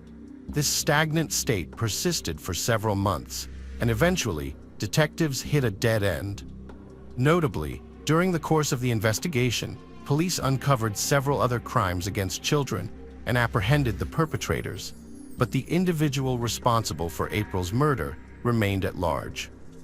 In the following years, the case saw no major advancements, but in May 1990, a sudden and unexpected twist emerged. A teenage boy living 10 miles from where April's body was discovered found a message on his shed written from the perspective of the perpetrator.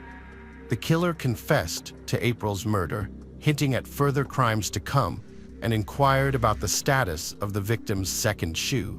This prompted detectives to suspect that the author was likely April's killer rather than a prankster. The discovery was significant because the detail about the victim's shoe being found several hundred yards from her body had never been released to the media, making it unlikely that anyone but the killer would know this. Another fascinating aspect of the message was that it had initially been written in pencil and then traced over in marker. This led investigators to theorize that the perpetrator may have left the message months prior to its discovery and then returned to make it more conspicuous by outlining it in marker. Police decided to release photos of the cryptic message, hoping someone would recognize the handwriting, but unfortunately, it didn't yield any breakthroughs. Just a few months later, the residents of Wayne were left reeling by the shocking news that police had discovered the body of a 7-year-old girl in another part of the city. She had been sexually assaulted, and the cause of death was asphyxiation. Given the eerie parallels to April's case, police instinctively suspected that the same perpetrator was behind this heinous crime. However, FBI profilers disagreed, convinced that they were dealing with two separate offenders. Despite their efforts, no progress was made in either case until 1995, when police finally linked the second victim's murder to a family friend who had since passed away. As a result, the case was closed, and investigators ceased to consider it related to April's murder. Detectives waited for the perpetrator to make contact again, as his initial message suggested he reveled in mocking the police and flaunting his apparent impunity. However, as the years went by, no new messages surfaced. The case remained stagnant until 2004, when it took a dramatic turn. A Fort Wayne girl discovered a plastic zip bag in her bike basket containing a chilling note that left her shaken. She promptly showed it to her parents, who alerted the authorities. The note read, "Hello dear, I've been watching you. I'm the one who kidnapped, assaulted, and killed April Tinsley. I have a gift for you. You'll be my next victim if you don't report this to the police, and I don't see this note in tomorrow's local news. I'll destroy your home, killing everyone but you. You'll be mine." The police had no doubt that the note's author was indeed April's killer. Inside the bag with the note was a used condom sent to the laboratory for analysis. By 2004, DNA profiling had become a routine tool, and experts had already extracted a profile from the semen found on April's body. Now the analysis revealed that the biological sample from the condom matched the same individual, but he was not in the FBI database. The police reopened April's case and soon received a report of a second note. Another girl had found a plastic bag containing a similar message, including a used condom with the same man's DNA. The perpetrator had written that he had killed April Tinsley and threatened to kill this girl as well. In the following months, the police received 2 more calls about similar notes found by other girls. This time, the perpetrator had attached Polaroid photos of his genitalia, which investigators examined for clues. Although all they noticed was a green pattern on the bedsheet in the background, they tried to locate stores selling similar bedding, but it didn't lead to a breakthrough. Within just a few months, the perpetrator had left a total of 4 notes, but then fell silent for years. Once again, in 2009, the FBI released a detailed profile of the killer, including witness-identified physical characteristics, but unfortunately, it yielded no leads. For Fort Wayne investigators, this case remained a top priority for several compelling reasons. Firstly, and most importantly, they were driven to achieve justice and bring the perpetrator who took April's life to account. The killer's audacity was further demonstrated by his taunting messages to the police, which suggested he believed he would never be caught, and his threats against other girls. In a brazen move, he left behind his DNA for detectives to find, providing them with numerous biological samples. However, despite the wealth of evidence, April's killer remained absent from the FBI's database over the years, indicating he had avoided serious criminal convictions and continued to live freely.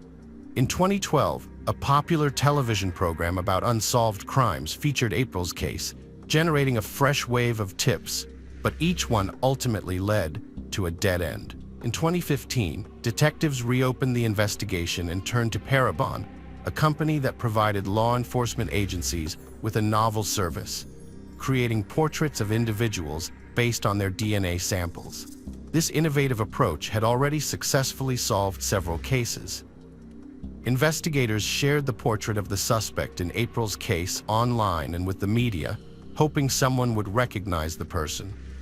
However, luck was not on their side, and they didn't receive any valuable leads, but the police remained determined. Years later, in 2018, they contacted Parabon again, this time to explore genetic genealogy, a pioneering approach. This method involves experts taking a DNA sample and scouring publicly available genetic databases for any relatives of the DNA owner, no matter how distant. They typically find thousands of people, then study their family trees to identify someone who matches the perpetrator's criteria, such as gender, age, location at the time of the crime, and more. The unique aspect of this method is that the DNA owner doesn't need to be in a database. They can be identified solely through a long chain of relatives. Detectives working on April's case sent the killer's DNA sample to Parabon once again, waiting patiently for the results. The process of tracing relatives and studying their family trees was a lengthy one, requiring experts to sift through vast amounts of data over several months. Eventually, they informed the detectives that they had traced the DNA lineage to two brothers living in Fort Wayne. Now, the police had to determine which of the brothers was the killer. They placed both men under surveillance, collecting their trash in the hopes of extracting DNA samples. It wasn't long before the experts called the detectives with the long-awaited news. 30 years after the murder, they had found a perfect match. The DNA taken from the victim's body and the condoms matched the DNA of one of the brothers, 59-year-old John Miller, who lived in the small town of Grail, not far from where April's body was found. At the time of the murder, he was 29 years old and resided in the same trailer. The police decided to obtain a direct DNA sample from Miller and interrogate him. When they arrived at his trailer and asked him to accompany them to the station, he astutely guessed they were there about April Tinsley. On the way to the station, Miller engaged in small talk, appearing remarkably relaxed. At the interrogation, Miller neither denied nor contested the allegations and confessed to abducting, sexually assaulting, and murdering April. He claimed to have deliberately targeted Fort Wayne, spotting April on a deserted street and telling her to get into his car, to which she silently acquiesced. He then took her to his trailer, where he assaulted and killed her before dumping her body. Miller's lawyer advised him to plead not guilty to protract the legal process. However, he was offered a deal.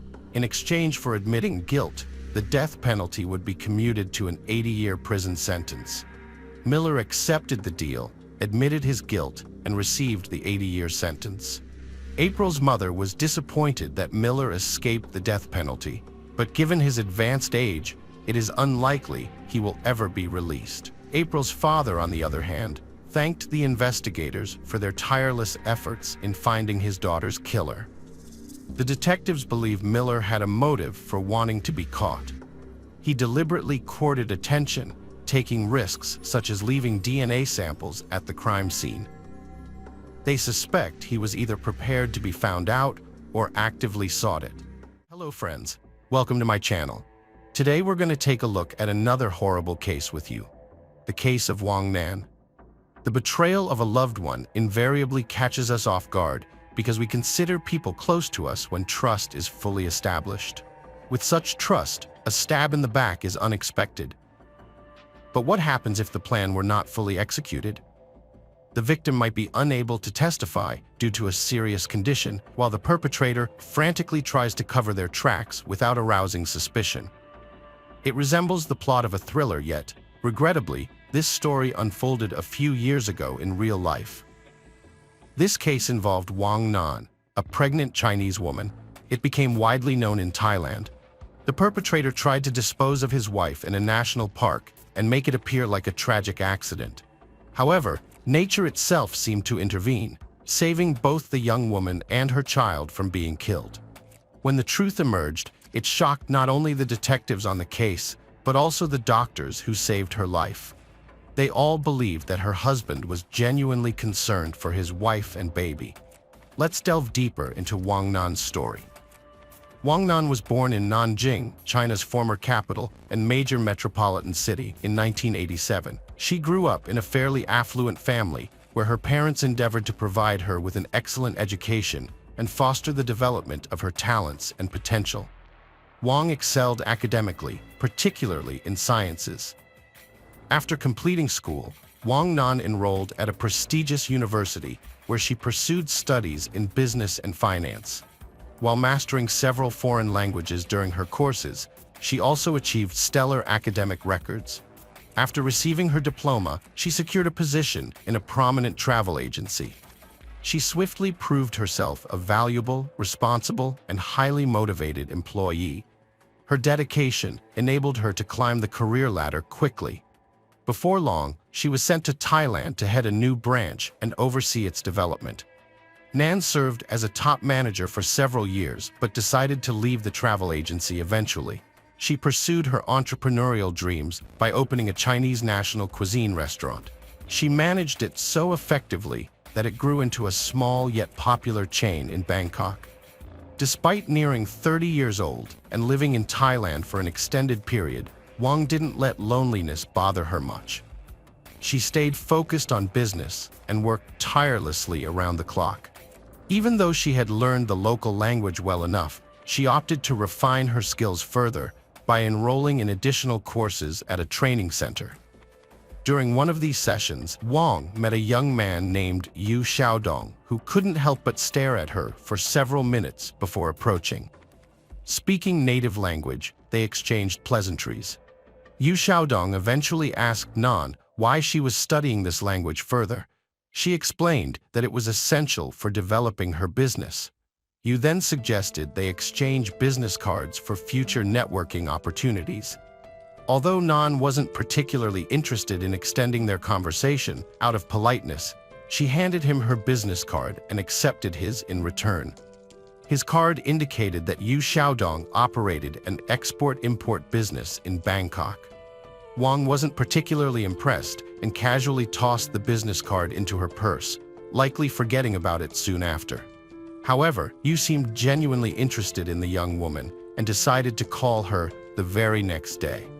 Nan was busy with work and couldn't spare even a few minutes for a conversation, so she declined his offer to meet for coffee. A few days later, a similar situation occurred, with Nan once again refusing due to her hectic schedule and preparations for an upcoming business conference. She intended to expand her professional network and create new business partnerships there. Yu Xiaodong attended the event with a stunning bouquet of flowers, patiently waiting for an opportunity to approach Nan once she was free. When he did, he asked her out again. This time, Wong Nan was swayed by his persistence. No one had ever tried so hard to gain her attention before. She agreed to meet him for dinner. What followed appeared to be an unforeseen romance. Yu didn't just fall in love with Nan, he seemed utterly captivated by her. He constantly expressed his affection through thoughtful gestures, surprising her with gifts and flowers every morning accompanied by little romantic notes. He also called at least twice daily to wish her good morning and good night. Nan's feelings were mixed. On one hand, she felt annoyed by Yu's persistent attention. On the other hand, she was flattered that someone would go to such lengths to win her over. Unexpectedly, for the first time in a long while, she found herself immersed in a romantic relationship. Yu endeavored not just to court her well, but also aimed for perfection in every aspect of their relationship. He shared many of Wong's interests and viewpoints, learned how to cook her favorite dishes, and sought to make their time together enjoyable by securing tickets to various events. Moreover, he showed readiness to assist with both professional and personal tasks at the first sign of need. Wong Nan could hardly believe her luck. It all felt like something from a movie, but was happening in real life. However, Yu seemed in too much of a hurry. They had only been dating for several months, when he began planning their wedding and even thinking up names for potential future children. Wong felt a bit uneasy with this type of. At moments like these, she found herself discussing how they were both in their 30s. At that age, it was natural to start planning for a family and a wedding, even without rings and veils. Nan, unsure of how to act or respond to her suitor's behavior, acknowledged that he was right about their age. Still, she harbored doubts about whether he was the person to marry. After yet another deep, heartfelt discussion, where Nan candidly expressed her uncertainties, Yu assured her that he would demonstrate his love that very night. Once home, the man in love sent his girlfriend a lengthy and touching letter filled with tenderness. He confessed his love for her and promised to be the best husband and father to their future children.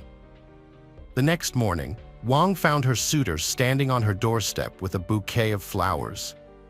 Xiaodong declared that he had never been so serious in his intentions and was ready to marry her immediately.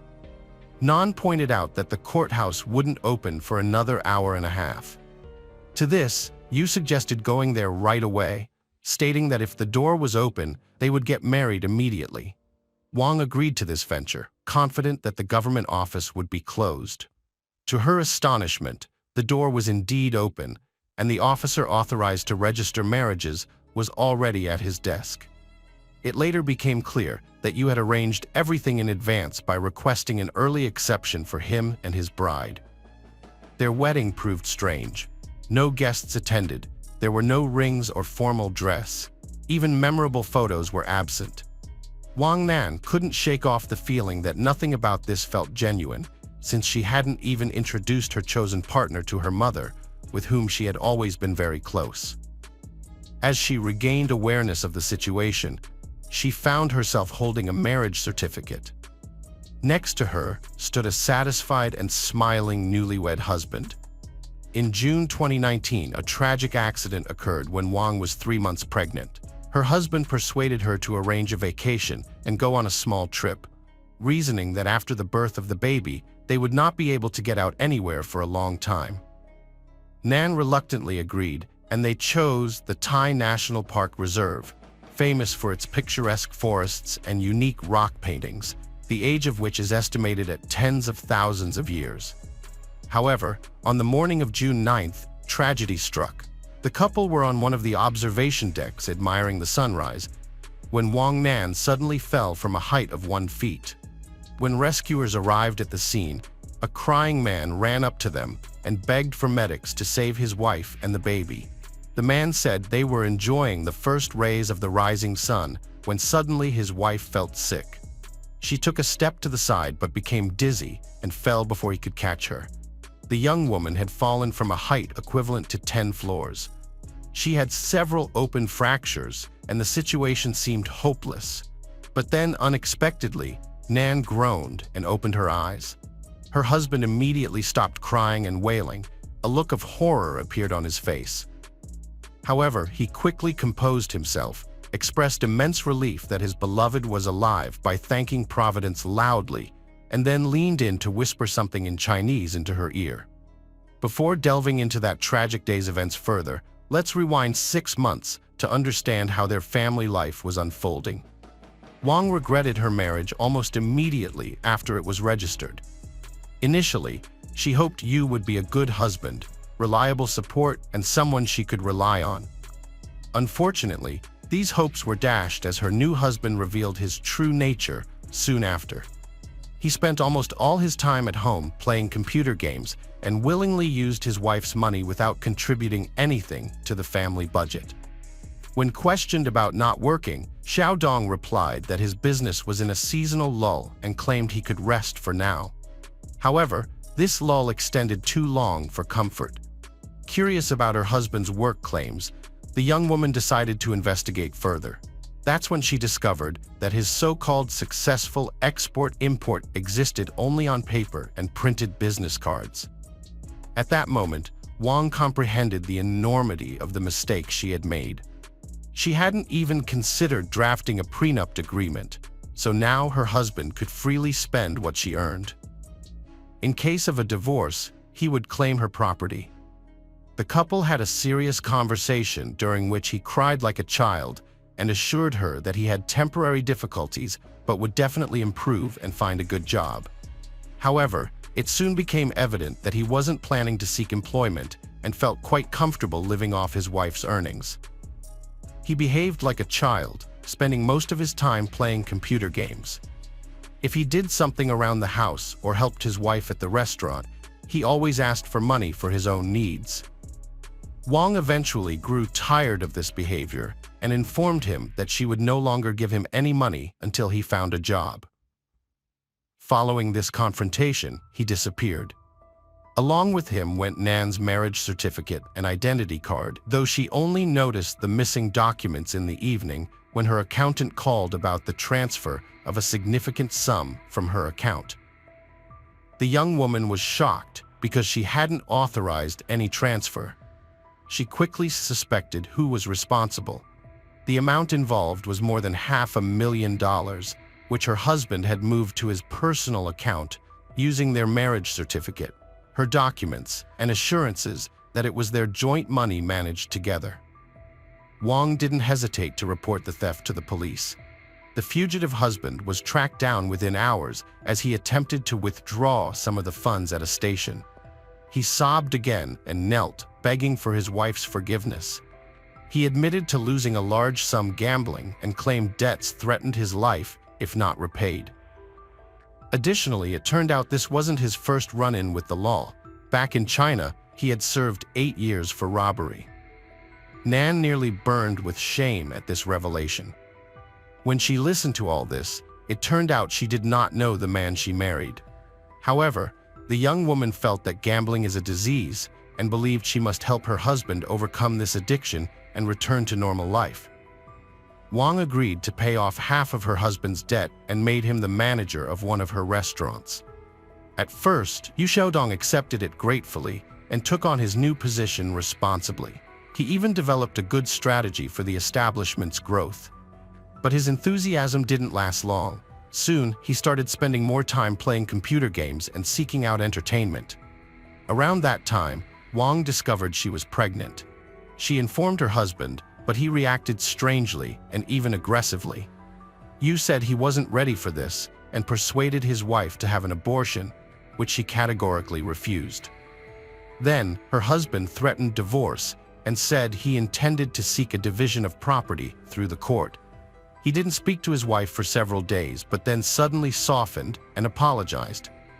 Yu admitted that he spoke out of emotion and was actually happy about the upcoming addition. He began showing care again by cooking and helping around the house. 2 months later, Wong was absolutely happy because her marriage seemed almost perfect, just as promised by her lover at the beginning of their relationship. He was attentive, caring, fulfilled his job as manager responsibly, and actively prepared their home for the child's arrival. One day, Xiaodong suggested ensuring Wang's life and health because she was pregnant. Such a step would protect both her and the baby in case of various unforeseen situations. The young woman agreed readily and even wondered why she hadn't thought of it before. The insurance was taken out the very next day, and a couple of weeks later, Yu talked about taking a vacation to relax and unwind. Wong was hesitant at first, but her husband insisted they hadn't had a honeymoon yet. With a baby on the way, traveling wouldn't be possible in coming years. He mentioned that they had gone through a difficult period and needed to reset to dispel all the negativity and heavy thoughts. In the end, his arguments proved convincing, so Nan agreed. Her husband chose the place himself, booked the hotel, mapped out the activities, and planned the itineraries meticulously. He ensured the trip would be exciting, but not too exhausting for his pregnant wife.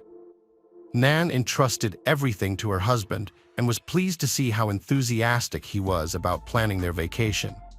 On June 7th, the couple arrived at the park for the first time and spent most of the day there. They walked a lot and visited numerous beautiful sights and lookouts. That summer Friday evening, the park was teeming with visitors. Towards evening, Wong noticed that her husband was getting visibly angry and nervous. When she asked if everything was all right, he replied that due to the crowd of tourists, They couldn't have privacy or enjoy the sunset in silence. Relenting eventually, Wong Nan decided it would be very romantic as the sun set since fewer people were around. Yu Xiaodong climbed the fence of the observation deck and called his wife to join him at the edge, promising an incredible view. However, Wong refused because it was already dark and could be dangerous. Though initially upset, her husband returned after a few minutes and suggested they come back to meet sunrise at the park. Since they returned to their hotel well past midnight on Friday, they decided to rest on Saturday and head back early Sunday morning as planned. Early Sunday morning on June 9th, they went to admire the rising sun at the national park. Waking up around 3 a.m. while it was still dark outside meant there were hardly any visitors. For a moment, Nan thought they were all alone there. The couple witnessed dawn from one of the observation decks before Yu Xiaodong descended towards a cliff, persuading his wife to join him in admiring rock paintings. Initially hesitant, Nan approached cautiously upon her husband's assurances regarding safety. The view from up there was indeed mesmerizing.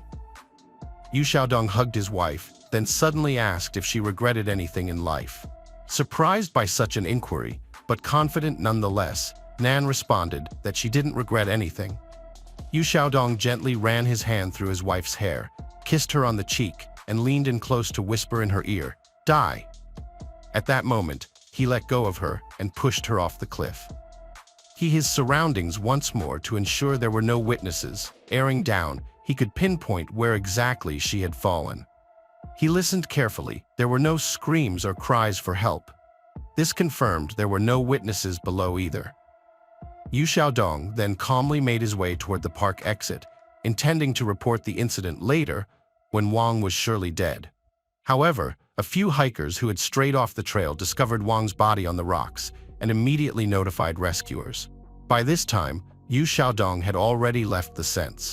As several emergency vehicles sped past him with sirens blaring, he quickly realized what was happening and returned to the scene. Upon reaching the site where his wife had fallen, he put on a convincing display of grief. Tears, screams, and desperate pleas for help ensued. Believing his wife was dead, he felt assured that no one would uncover the truth. But during the fall, Wong was caught by tree branches, slowing her descent. She first landed on bushes before rolling onto rocks. This sequence cushioned her fall and saved both her life and that of their unborn child, though she sustained serious injuries. As Yu Xiaodong continued his lamentations about not wanting to live without his beloved wife and child, she unexpectedly opened her eyes and attempted to speak, but couldn't form words. Observers noted the genuine terror on Yu Xiaodong's face, but saw him quickly regain composure as he leaned over her again, hissing in Chinese for her to remain silent if she wished to live. Attempts to finalize his grim intentions failed. Wong suffered severe head trauma, multiple closed and open fractures, numerous lacerations and contusions of soft tissue, and ruptured internal organs, leading to massive blood loss. Additionally, her spine was critically damaged. Doctors feared that even if she survived, she might never walk again. Wong spent several days in a coma, hooked up to life support machines, as medical staff worked tirelessly to save her life. During this time, her husband never left her side, spending both days and nights in her room. The doctors praised his dedication and love. However, when Yu Xiaodong was alone with his wife, he contemplated how to end her life without raising suspicion. He examined the medical equipment thoroughly, but couldn't figure out how to disable it discreetly. The horrifying truth and the tragic loss of a child became evident when Wong regained consciousness. Her husband was terrified, not leaving her alone for a moment, fearing she might reveal the truth to the police at any time. When alone with her, he threatened her again, stating he had nothing left to lose. In the initial interrogation, Wong corroborated her husband's story, saying that dizziness caused her fall. Yet a few hours later, when her husband out briefly, she asked a nurse to call the police and ensure he didn't enter her room. That's when she recounted the harrowing story of how he had tried to kill her. Yu Xiaodong stormed into the room, claiming she was delusional due to head trauma and asserting he'd never harm her or their baby. His statement seemed highly unconvincing, and he was taken into custody that same day. He faced multiple charges, including attempted murder and intimidation. When her husband was arrested and jailed awaiting trial, Wong felt a profound relief. Though she faced an extended period of rehabilitation ahead of her, she now felt secure. Initially hopeful that her pregnancy could be saved, since the baby survived the fall from such heights, complications arose.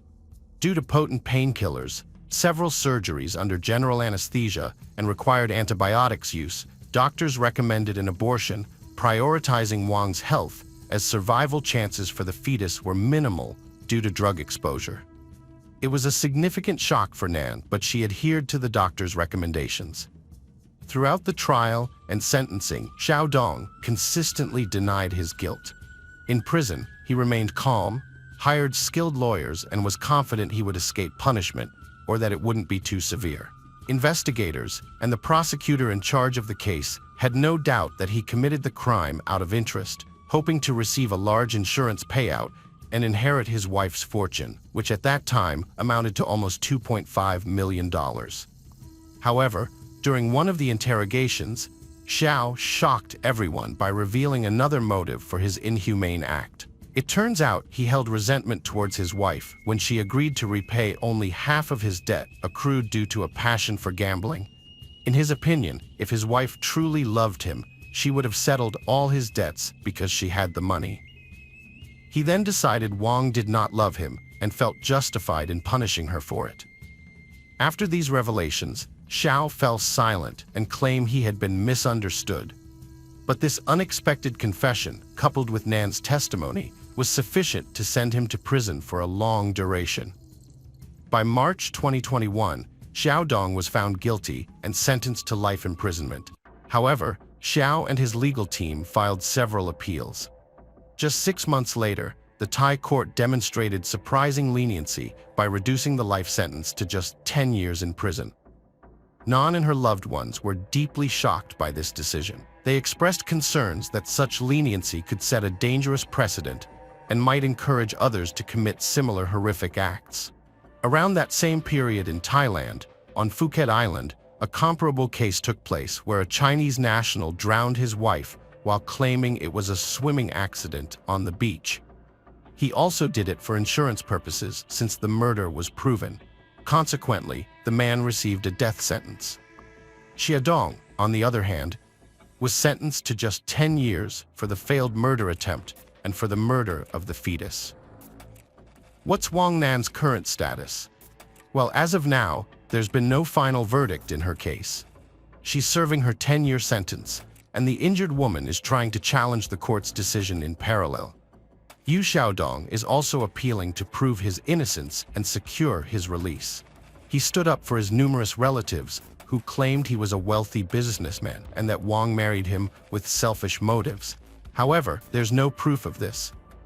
The man has nothing but significant debts. As for Nan, contrary to doctors' predictions, after several complicated surgeries and lengthy rehabilitation, she managed to get back on her feet. She relearned how to walk.